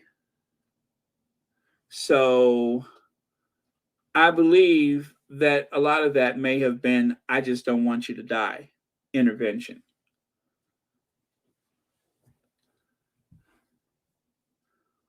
Let me see. Yeah, Marion, that makes a lot of sense. That makes a lot of sense. I'm telling you guys, I'm glad to have this conversation. I do believe that there's an untold story there There was the Andre that he told us about, and then there was the Andre who could not cope with certain things or would not cope with certain things that was financial and important to him. Because I'm going to tell you, when I started this channel, I had people, a couple people say, I could help you do this, I could help you do that. I'm not patient enough for that. I need to do everything so that when I have that creative thing hit me, I can get it done. Okay? I can get it done. I don't want to wait for somebody to help me do something. So even though I made a lot of mistakes, messed up a lot, but I had to learn this stuff for myself. I didn't want somebody else to learn to edit for me. I wanted to edit myself so that I could have control over what I was putting out. I didn't want to just be there, the voice and not really taking charge of it. Now, at a certain point, maybe I will need that help. But for now, I would rather be less productive and do it myself than to have somebody else do it for me. And it's just like John H. Johnson with the Johnson Publishing Company. He always counted his own money, and he counted the money every day. The first thing he did when he got to work was count the money. And the same thing with Bill Cosby. Bill Cosby told Oprah Winfrey, sign every check that comes out of your company. Don't let anybody else sign your check. All of that is sound advice. Now, does everybody follow that type of advice? I don't know. But I'm going to just say people in the business, people that Oprah could trust, got in touch with her before she made some of those big mistakes that a lot of other people have made.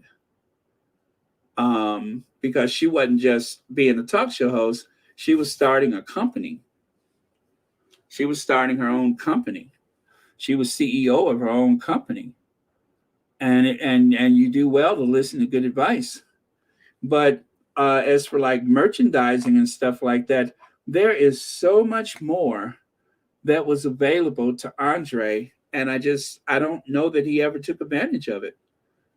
And if you guys remember Devil Wears Prada, the Devil Wears Prada, the character that Stanley Tucci played, that was Andre. That was Andre. That was Andre that was devoted to the fashion, devoted to the brand, who would sacrifice himself for the sake of fashion.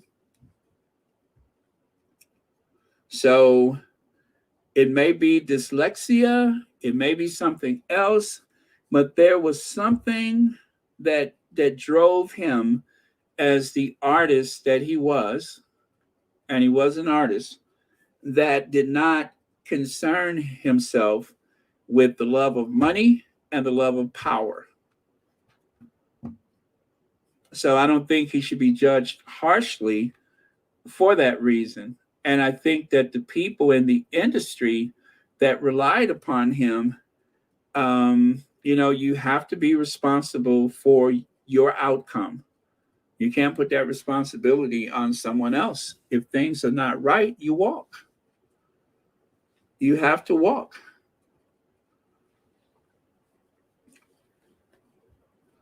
Let me see.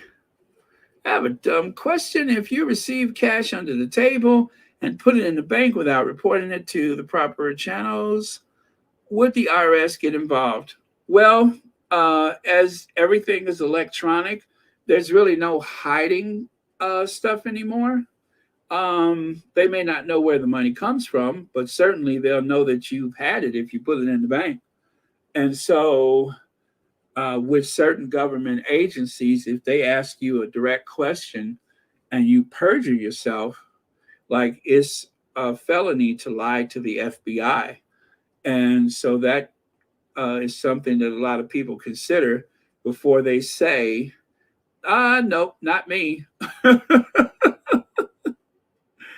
Oh, so I don't know if that was helpful, but I'll just say, um, how do they say it? You got to catch me first. Certain things in life, I also believe you got to catch me first. So maybe that's one of those things where you have to decide whether or not they got to catch me first. Was that helpful? But listen, let your conscience be your guide because I ain't bailing nobody out. Um, okay, 10. That's what I was avoiding. I was avoiding saying that, and I'm still not saying that that's what I'm saying, but I'm just saying that that's something that I may have been avoiding saying because I didn't want to say what you said. But I think somebody's finally picking up what I'm putting down. There was something there. There was something there. Let's see. Some people used to accept access over compensation, especially when access was the jet set and aristocracy. Jet set means nothing today, but it was a big deal until the 1990s. Um, I don't know. Me on stuff 99. I'm just gonna say this. I would like to say that I'm not a cheap date, but if you can get me a round trip ticket, first class, I am like putty in your hands. You hear me? I am as easy as a Sunday morning. If you can get me a round trip ticket, first class, you don't even have to buy me a drink. You picking up what I'm putting down? That's how easy I am. So I'm just speaking for myself, not for anybody else. But when it comes to something like that, I'm about as easy as they come. I mean to tell you, I have no threshold at that point. Just put that ticket in my hand, and and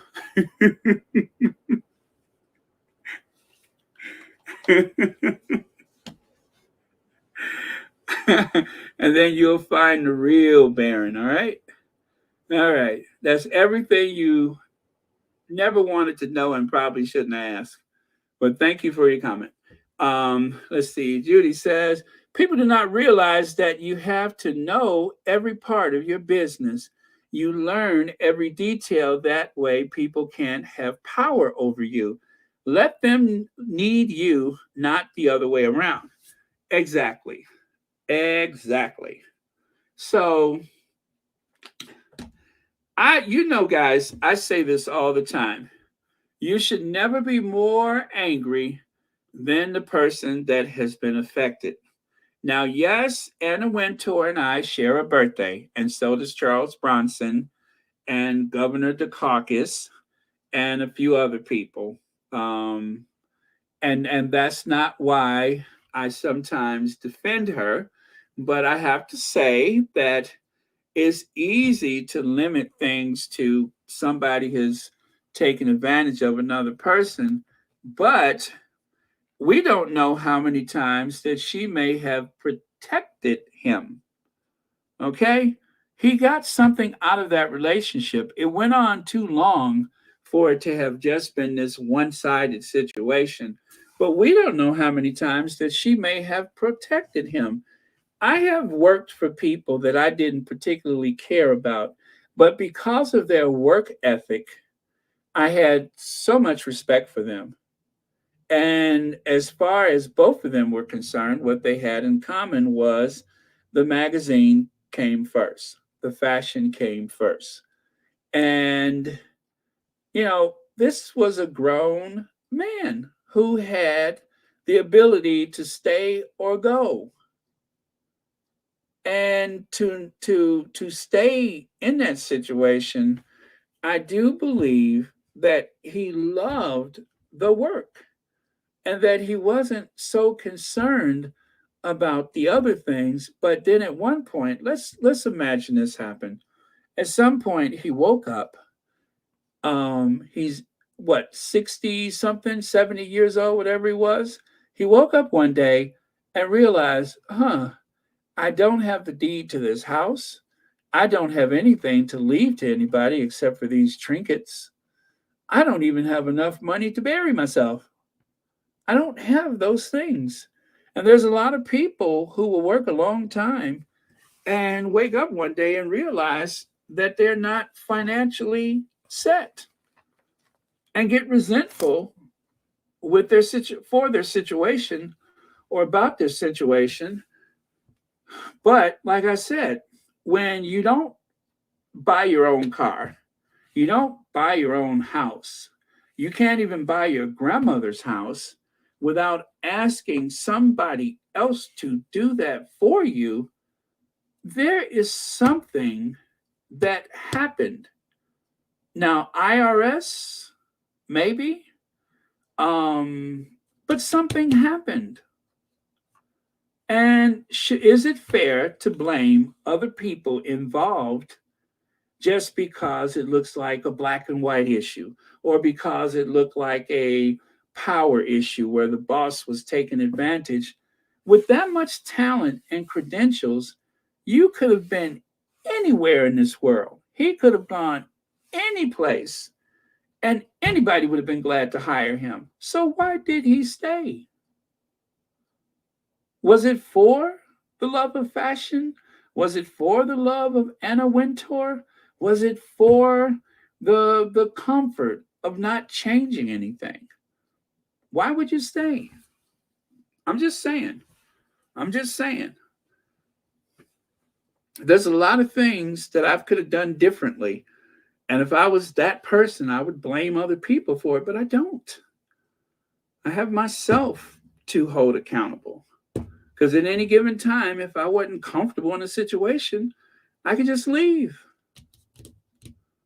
But for some reason, he stayed. So, I don't know. Like I say, there's something there. Wasn't planning to have this conversation, but as you can see, I put a lot of thought into it. I need a car. Here's the money. Just go get the car for me. What? That's strange. Let me see. Some people used to accept X. Oh, I've read that one already. Let me see. The IR. Yeah, I know about that one. That is very true. Anything over 10,000, and Uncle Sam gets involved. Pam Porter says, being in that world, he'd have to known it was business. Should have been aware of the pitfalls, such as designers losing their own names, brands because of bad business deals. We all need money. Pam Porter, I'm sure, but like I said, I don't think his relationship with money is the same as your or my relationship with money. He did not have children to feed, right? And obviously, he didn't have a mortgage to pay. He had an apartment. He lost his apartment. Now, listen to this. Now, I don't know what the circumstances were, but if you go to the makers of a shoe company and you say, I need to leave New York, there's a leak at my apartment. I think I got that story right. I want to move someplace else. Can you help me get a house? Did he leave because he had a leak in his apartment, or did he leave for financial reasons? I don't know. But I'm starting to think about it now. I hadn't even thought about that until just now, but maybe it was a financial situation why he had to leave his apartment in New York. But I just think it's unusual and it breaks my heart that someone like an Andre Leon Talley would have to go to people to do stuff like that.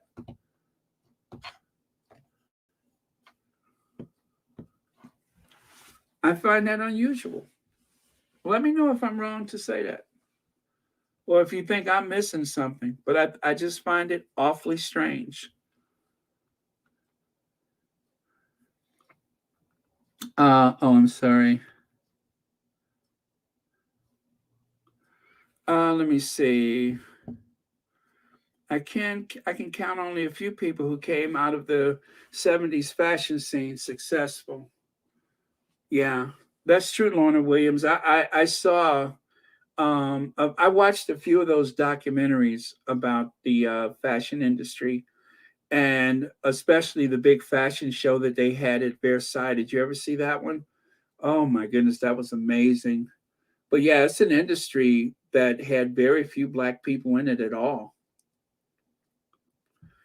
Lydia says Barron kept she kept him around to the point when he was no longer of use for her or anyone else. Where could he go? I feel sorry for him. I do too, Lydia. I mean, it's very sad. It is very sad. And maybe let me be very fair here. And maybe there was a dependency that she nurtured.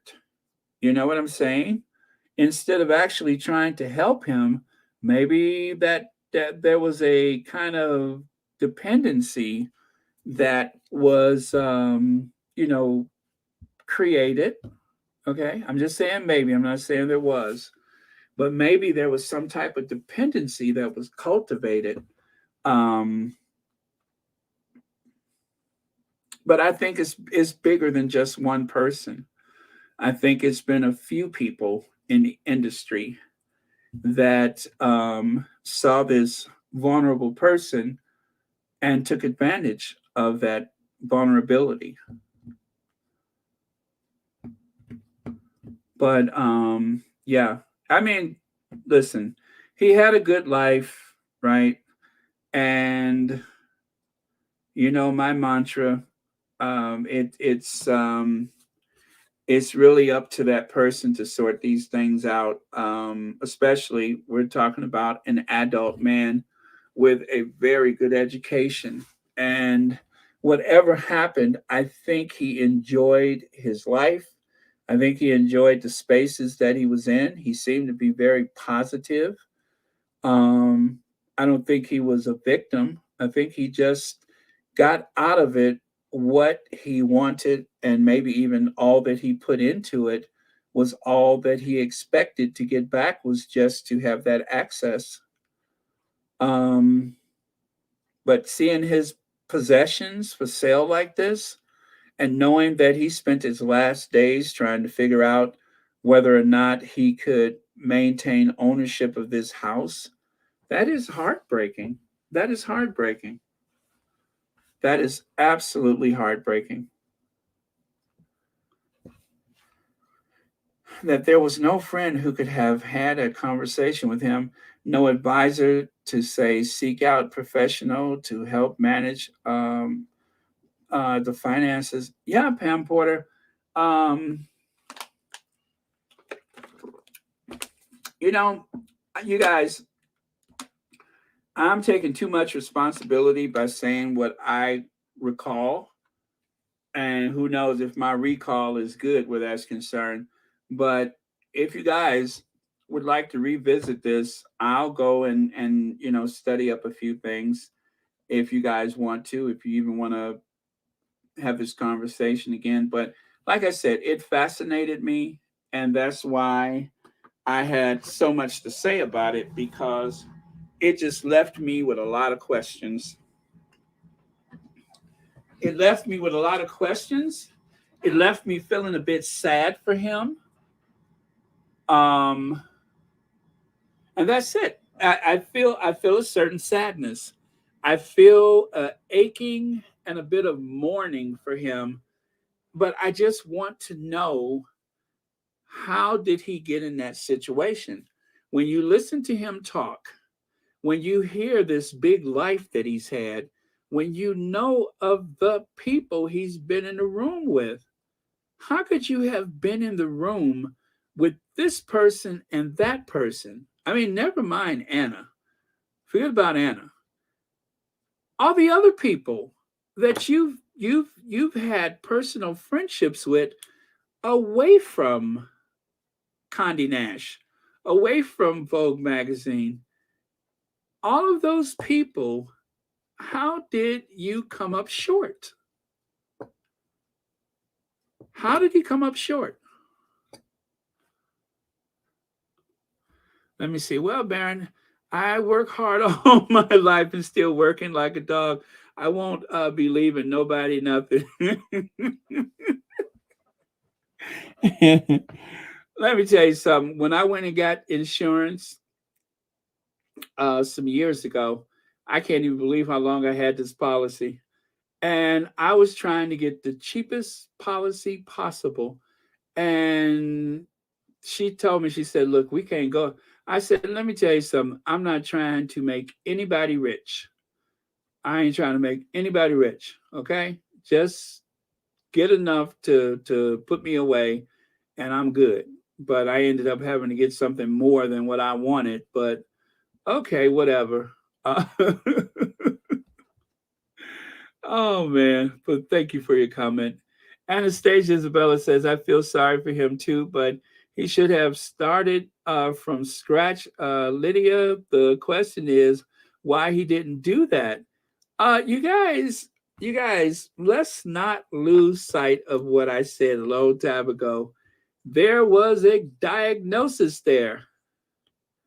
There was a diagnosis there. I promise you, I believe there was. This guy was a genius. He was a genius. Um, he had more knowledge in his head about fashion. And of course, how many African American men from a very impoverished background do you know that studied art? Uh, what is it? English? What is it? I'm sorry, French literature and Russian literature. How many African American men do you know who have come from, a very rural background, not necessarily dirt poor, but not rich, and then you find yourself working in Paris? That's a dream, even today. And yet, when it's time to go to Paris, it's like a big surprise to you, like you hadn't even thought of it.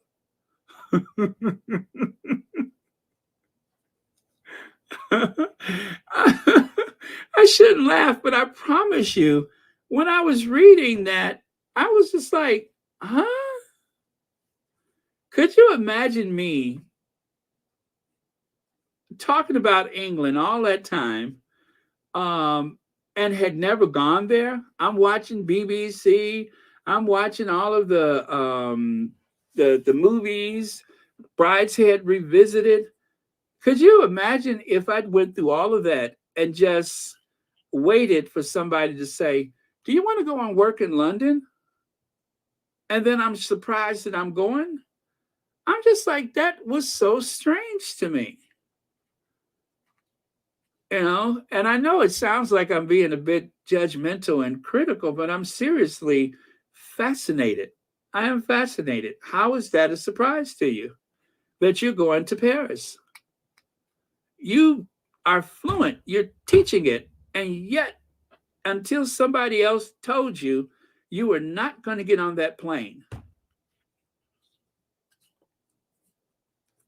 I mean, I would think the whole point of it would be that I would go to Paris one day. So I was just like, wow, that is strange. You guys, I do a lot of math when I listen and learn about things. I do a lot of math and I just try to make sure all the pieces fit together. And it was just a few things that did not fit. And I was so fascinated. I kept digging and digging and digging, trying to understand Andre Leon Talley. And that is why I was so fascinated, because I was just like, all right, that don't make sense. You know what I mean? That don't make sense.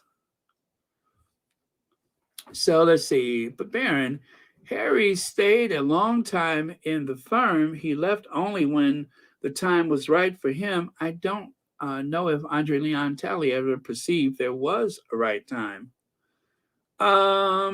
Yeah, but then again, they are very two different personality types, and those are two very different institutions. For Harry, his living, breathing grandmother was his commander in chief, and everything in life was tied into a sense of duty. It's like he was brainwashed and programmed from a child. Andre was an adult who had taught at a university before he um, you know went there. So, and plus, I think it was just very different. I mean, he had to depend on his income to keep a roof over his head, whereas Harry had everything given to him. And by the time he left that institution, yeah, he had had an awakening. So, but you know, Harry had an awakening. Harry, for the first time, has a mortgage. But as for Andre, it seems like the awakening never came, or it came too late to make a difference. So, yeah, I don't know. Maybe I'm thinking of too much or giving too much thought to it, but I really, really I felt confused and I felt conflicted because I'm listening to a genius speak about things with a almost encyclopedic memory of the history of fashion, who could not seem to balance a checkbook. I briefly worked with a lot of people in fashion, and it's true they truly just don't understand finances, business, or personnel. Oh, you know what? Good case in point is what it was, it Yves Saint Laurent, or I think it was Yves Saint Laurent who married his manager, or his manager was his partner. He did all the designing, but did not give a rip, or was not. He had some very poor social skills, if it's the right one I'm thinking about. And I've been meaning to watch. There's like two different movies made about him, and everybody did stuff for him. He did not take care of any of that stuff. He did not have the wherewithal or anything. And there's a lot of people in the art world, in music, for instance, that will write the songs that had all the talent and showmanship. Like, for instance, Tina Turner. Tina Turner had so much raw talent, but she just did not know the business. And the person who knew the business taught her a lot. And it took a very traumatic situation to end all traumatic situations before she finally struck out on her own.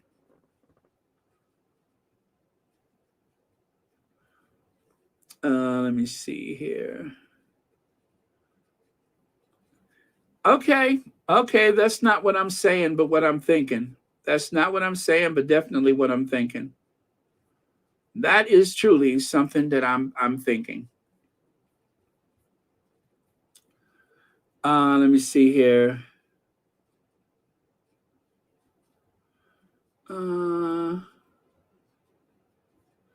Pam Porter said this situation is mysterious. It wasn't broached in the documentary. There's definitely a story there. Thank you, Pam Porter. That's all I'm saying. That's all I'm saying. That's the case that I'm building, is that there is another story, an alternative story there. And yeah, I mean, we have lost a mighty, mighty um, person with Andre Leon Talley.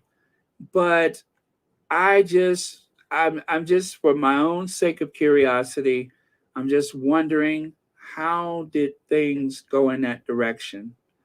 Why did it go in that direction? But the few things that stuck out are the things that I mentioned before, and I don't want to mention it again and drive you insane with me saying the same stuff over and over. But it's just those few little bullet points that I took into consideration, and I'm just like, this is not adding up for me. That is not adding up for me. And I'd recommend you guys search on the YouTube and listen to some of the conversations that he has about his life, or that I saw like maybe one or two college lectures that he gave, and I could listen to him for hours. It was fascinating. If there was one person in this world that I wish I could just sit across a table and listen to him talk about his life, I would say Andre would be one of those people for sure.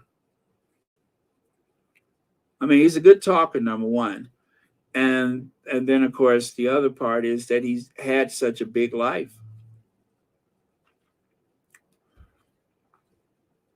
Oh, see, there you go, there you go, absolutely.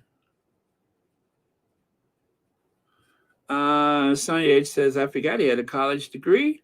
I hate seeing that people not compensated for their talent and left with nothing when they get old. Yeah, yeah. Um, well, there's a lot of people like Sammy Davis Jr., Nat King Cole. There's a lot of people that I could think of that didn't have two nickels to rub together toward the end. And look at all the jazz artists that have come and gone, and they didn't even have a proper headstone. Didn't even have a proper headstone. They got them in the ground, and everybody walked away, and that was the end of it. I don't even think they had a proper headstone for Bessie Coleman. I think they went to whatever cemetery, and in the general area where there were few or no headstones, they just put a little monument there for her. But I don't even think they even know where she's buried anymore.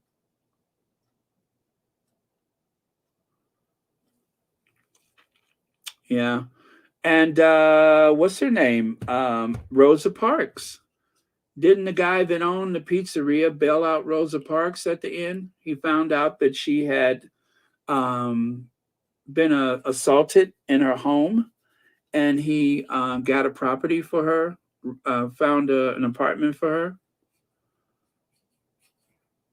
Am I right about that story, or am I thinking about someone else?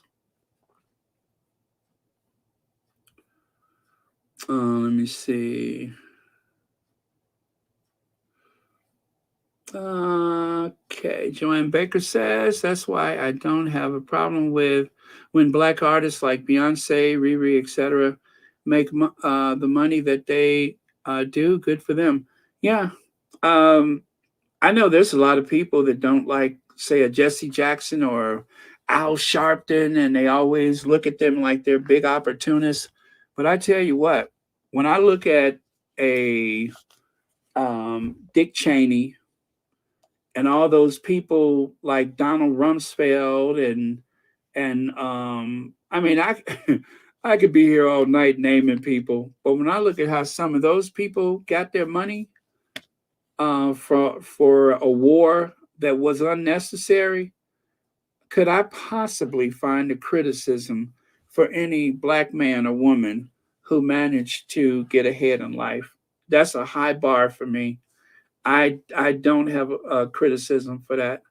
As long as you're not pushing stuff into people um, to make your money like that, I have a problem with somebody's pushing chemicals and stuff. But you know, you're speaking up for black people. You've helped black people. I have no criticism. But yeah, I know a lot of people that are very critical of Jesse Jackson.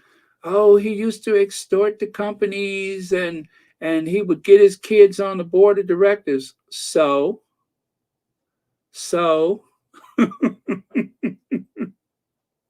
did those companies hire more black people? Okay, so I don't care. Let me see. Uh, let me see. Let me see. Baron, not strange if you consider he was likely the first black person to ever be offered that opportunity. Yeah, Yeah, of course, he wouldn't have anybody to really look up to. But even with that, um, okay, I'm gonna say it one more time. When you have to have someone buy a house and secure a home for you and stuff like that, especially even if you have been shortchanged, you still made a lot of money. There is not a good explanation for that. Not a good explanation for that. Um, and who knows? As I'm and just saying that, I'm thinking to myself, he probably had such a heart of gold. Who knows how many people he supported with his money? He might have had some family back home that Andre may have put people through school. I'm sure he was very generous. I'm sure he gave a lot to a lot of people. I couldn't imagine him just blowing money. I think he probably gave a lot of money away. I mean, I don't think there was any mention of that in the documentary, but I bet you he gave a lot of money away. Yeah, I bet you he carried a lot of weight for a lot of people. That much I'm certain of. I just I believe that. I believe that. Joseph Bernal says, like many geniuses were enigmas that died paupers. Oh, that is very good, Joseph. I like that.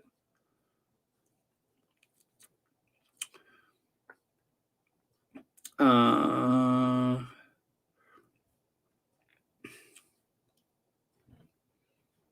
hmm. Well, you guys, I actually did have some other stuff to go on to. Now that I got all of us scratching our heads. Oh my goodness, there's a whole bunch of comments here. Let me see. Okay, it was the owner of Little Caesar. Okay, I thought I recalled that. Okay, Talley got his master's degree from my alma mater, Brown University. He was a brilliant Ivy League graduate. Many geniuses have died paupers. Yeah. You see why I'm so confused by all of this, Joseph? Do you see why I'm just like, so what happened? That's why I'm sitting here like, what happened? And one thing I believe for sure, he wasn't on any chemicals. He wasn't, probably wasn't sexually active. He probably led a very clean, very pious, very honest life. And of course, someone like that in the middle of the fashion industry is ripe for pickings, I'm sure.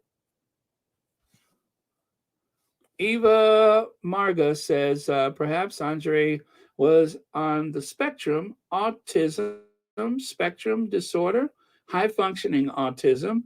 They can be geniuses, but not function in some important areas in life. Okay. Okay. You said something I was thinking and didn't have the words for, but yeah. Yeah. Talented. Talented. Um, oh, good night, Elaine Parker. Thank you for being here. Okay. Okay, you guys, let's put this one to bed. I'm going to move on. I think I only had a couple of other points to cover, but hmm, well, I have to say, you guys, you have helped me sort some things out where he was concerned. You have been a very good sounding board tonight, all of you. Let me see. Let me see. Go ahead, Baron. Save it for another day to revisit this. Very interesting. Does she have a memoir?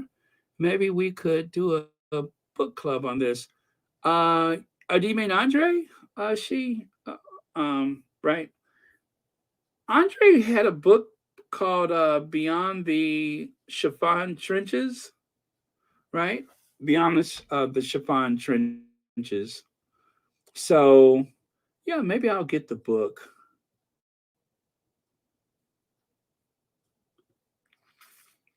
seemed to be autistic to some degree.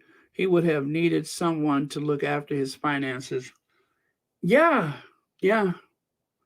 And you guys, I'm going to say this again. And I saw someone called, um, what's her name? Anna, uh, a colonizer, I think. We don't know that she has not protected him here and there. We don't know that.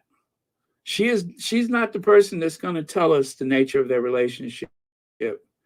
And he was expecting or wanted an apology from her or something.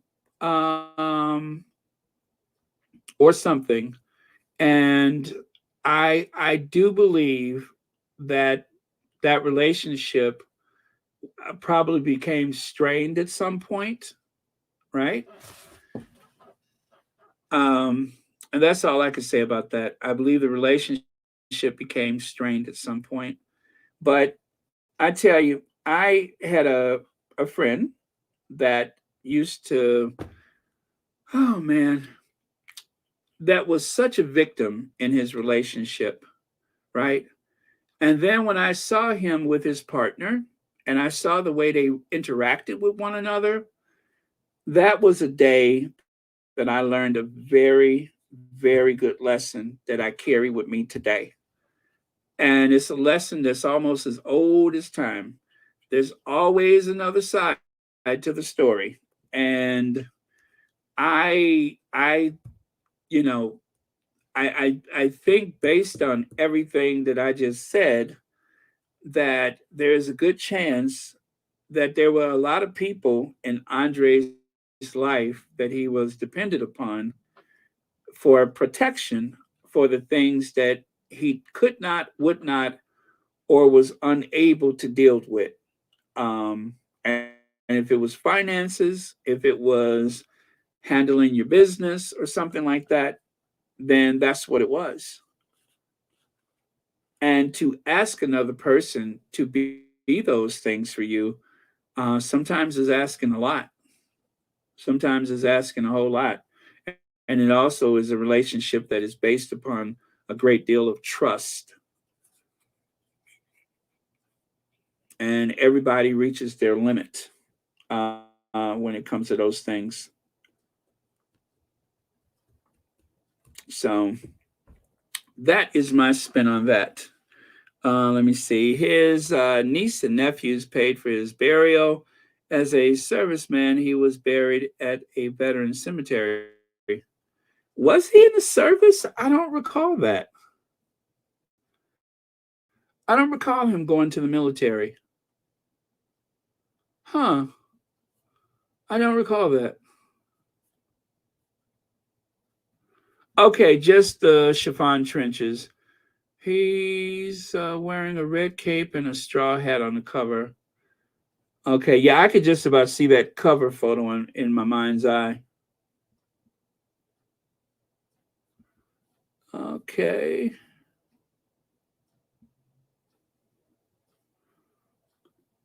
Yeah, I'm going to look for it too. I'm going to look for it too. Let me see. I'm glad he at least enjoy his fashion design he came up with, and he loved for his grandmother or his grandma. Yeah, yeah. But I tell you, I know that there were three important women in his life, and that was his grandmother, and I think her name was Diane DeVries, whatever her name was, and Anna Wintour. Those were the three. He had three very strong women in his life, and I think they were all very different women, and I think they all came along at a time when they were needed or when he needed them. Let me see.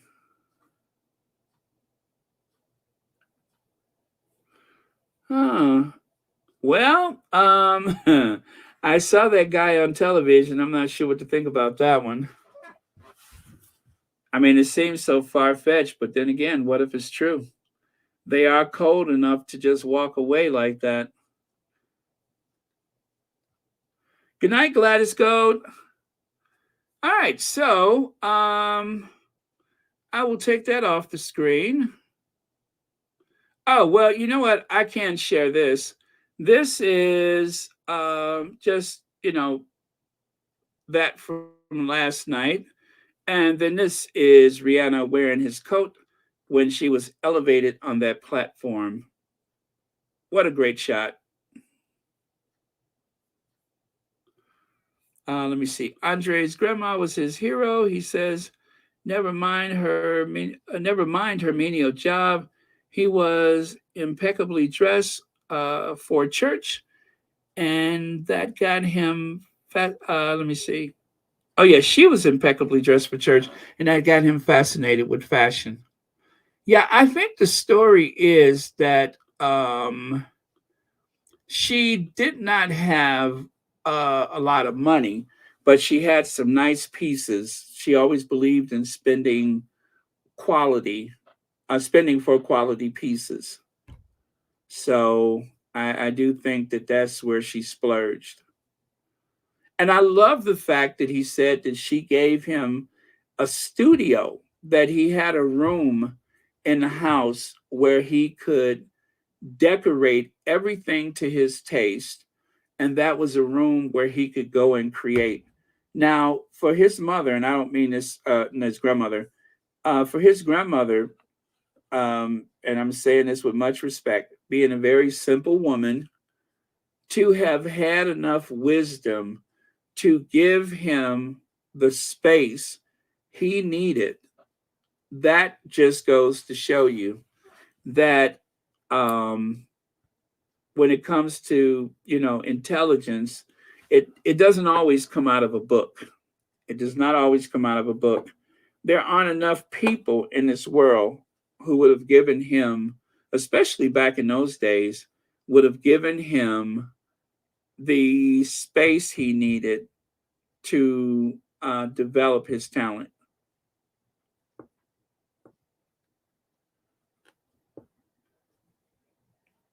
Oh, that's good to hear. That is good to hear. I wondered about that. Okay, you guys. Well, thank you so much for the conversation. This has been very interesting. Um, Now I know I'm gonna end up spending a couple of days digging into that one because I have piqued my own curiosity all over again just by showing that picture. But yeah,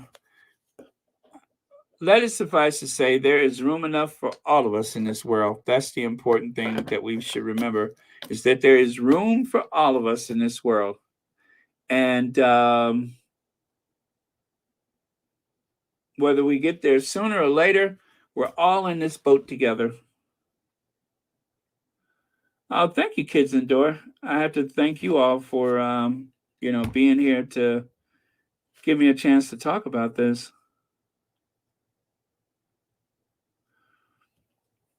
Let me see there. Let me see. Camilla's looking for sympathy. She's definitely not getting it from me. That woman's suffering is just begun.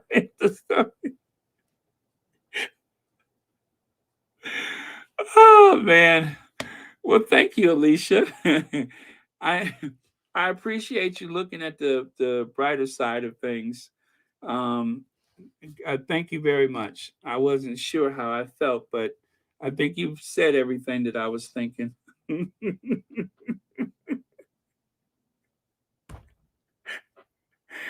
Woo! Um,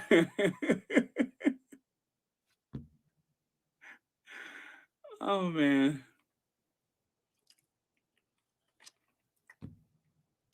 Yeah, Ginger Lily. I never watched America's Next Top Model, but um,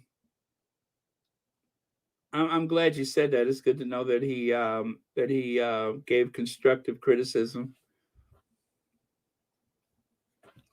Now, you guys will be shocked to know this, but he actually said that Queen Elizabeth was one of the best dressed women in the world. And his point about that was just the fact that she knew her body, she knew what she looked good in, and she did not change or deviate to satisfy other people. She had the quality pieces, and basically she dressed for church. And he appreciated her aesthetic. Now that just goes to show a very intelligent, well-rounded person to say something as gracious about that for that bloodthirsty colonizer. I'm just kidding. I'm just kidding. But for Her Majesty the Queen. I just threw that last part in there for shock value. But yeah, so let me see.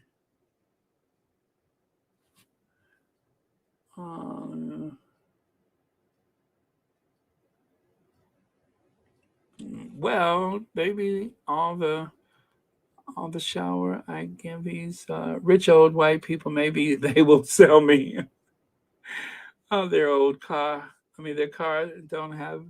Uh,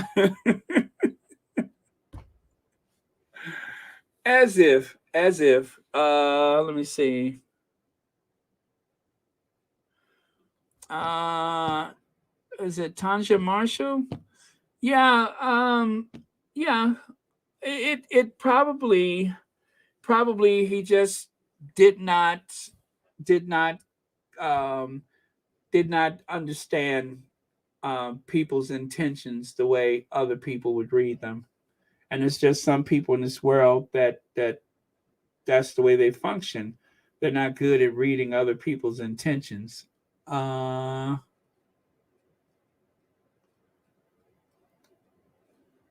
and that's okay. I mean, it's there's a certain purity, a certain naivete that some people have that is reassuring, because you know that a person like that has a very pure heart and hasn't been, their heart has not been hardened like, some people who um, feel every bit of the rage and hostility around them.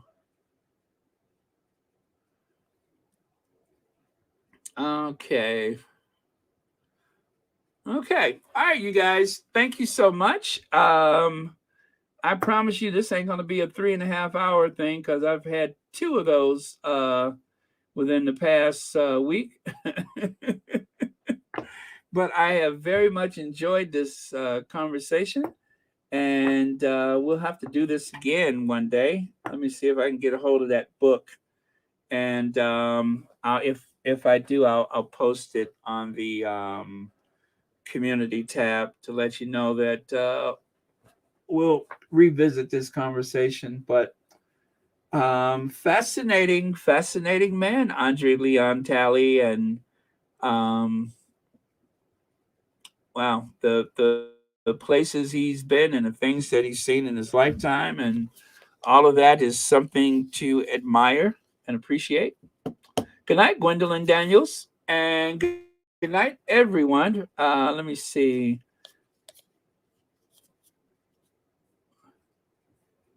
Uh, oh, okay. Proceeds from the auction will go to Andre's church. Not sure if his grandma or his church in New York. Oh, okay. I think his grandma was from the South. I don't know if she's buried there, but someone just said that she was buried.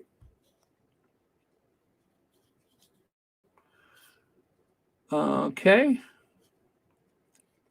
Cookies and cream. I want to see. I don't want to see anyone getting the big C. It's a very serious virus. However, I have no sympathy whatsoever for that gruesome Rottweiler. Okay. All right. Well, cookies and cream. I guess that's the last word of the day. That gruesome Rottweiler. Uh, okay. So I'm gonna go. Thank you so much, you guys, and I will see you guys tomorrow. Hopefully, much earlier than today. And we are going to cue Ginger Avenger and take our leave for the evening. And of course, oh, and I just read somewhere that Andre Leon Talley had actually went to, oh my goodness, I don't know what it was, but he went somewhere, and guess who he sat at the table next to? He said he couldn't believe it, but he found himself dining next to Princess Diana. He could not believe it when he was sat next to Princess Diana. And he said that somehow he spilled his drink and she got wine on her outfit. And she took a napkin and stuck it in the water and blotted the stains and said something really polite and generous to him. And he thought that was like a career ending move, but it wasn't. Duchess Royal, what are you doing here? Love the chat. Got me through my late night cooking. Night, night. Oh, Duchess Royal, thank you so much for that. That is very, very sweet. I appreciate that. And more than anything, I'm always glad to know that I have been the backdrop of somebody's afternoon or evening or something like that. I forgot who said sometimes I put them to sleep. All is appreciated by me, and thank you so much for the very kind and very generous super chat. And thank you so much for watching Royal Sussex. And yeah, I really appreciate it. Let me see here. Okay, okay. Oh, you're gonna order the book? Very good. All right. Well, me too then. I guess I'm locked in now. I guess I'm locked in. I will get the book. Oh, yes. Let's do that. You guys, let me see. Replace pin, and there we go. The Duchess Royal has a YouTube channel, and it is listed right there at the top of the chat. So do go there and click on that link. Don't forget to like, share, and subscribe. Make sure you support all of these Sussex friendly platforms as possible so that we can have these safe spaces online, especially when the Sussexes have big stuff going on. So, whatever happens, we could always be here for each other. Okay. Okay, let me see here. Oh, you're welcome, Pam Porter. Thank you. Well, thank you, Lydia. I'm glad. It was a little something different, but as you can see, it was something I had on my mind. It was definitely something I had on my mind, and I'm actually so relieved and glad to share this because I've had a few long discussions with people, some of which may not have been as interested, but I just it felt good to be able to bounce a little of what I was thinking off of other people, and yeah, that's always a good thing. So, all right, then that's that, and we did our last word. Oh, and we can't forget about Doria. Thank you, Doria. Thank you, Diana, for those amazing kids. Kids that are destined to change the world as we know it. One more thing, you guys. Oh no, I shouldn't do this, but are there aliens coming after us? What are they shooting out the sky? What are they shooting at? Do you guys think this is some kind of ruse to get us to get our get those microchips that they're trying to process? Well, there's something going on. I'm sure that it's much to do about nothing, but just in case, I just want you guys to know that it's been good. And who's to say that if they are aliens, that they're violent, right? And moreover, I'll add this much too. If they are aliens, do you think that the smart thing to do is to welcome them by shooting them out the sky? Isn't that so American? I mean, there's aliens coming to this planet, and rather than throw out the red carpet, we shoot them out the sky. Welcome to America. Say hello to my little friend. Welcome to America.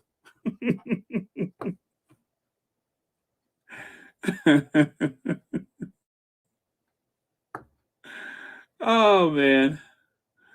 Well, okay. So, with that, now I'm really going to go.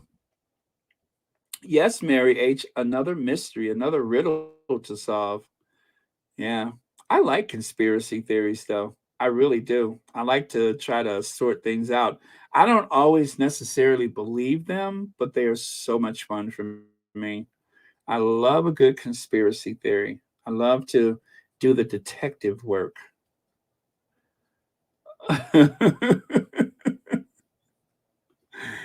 Oh, let me see here. Don't come for us unless we send for you. Shoot them down, Mr. President.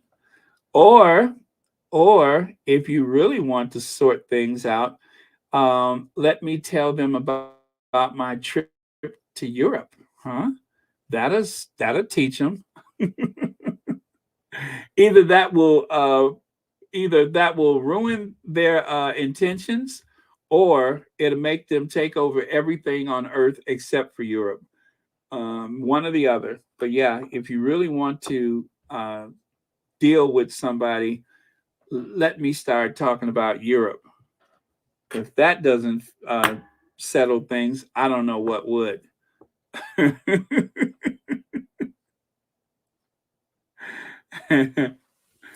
uh, okay. Okay. So I will see you guys. Thanks a lot. It's been a pleasure. And I'm going to cue Ginger Vinger. And then we're going to get out of here. Hit it, Harry.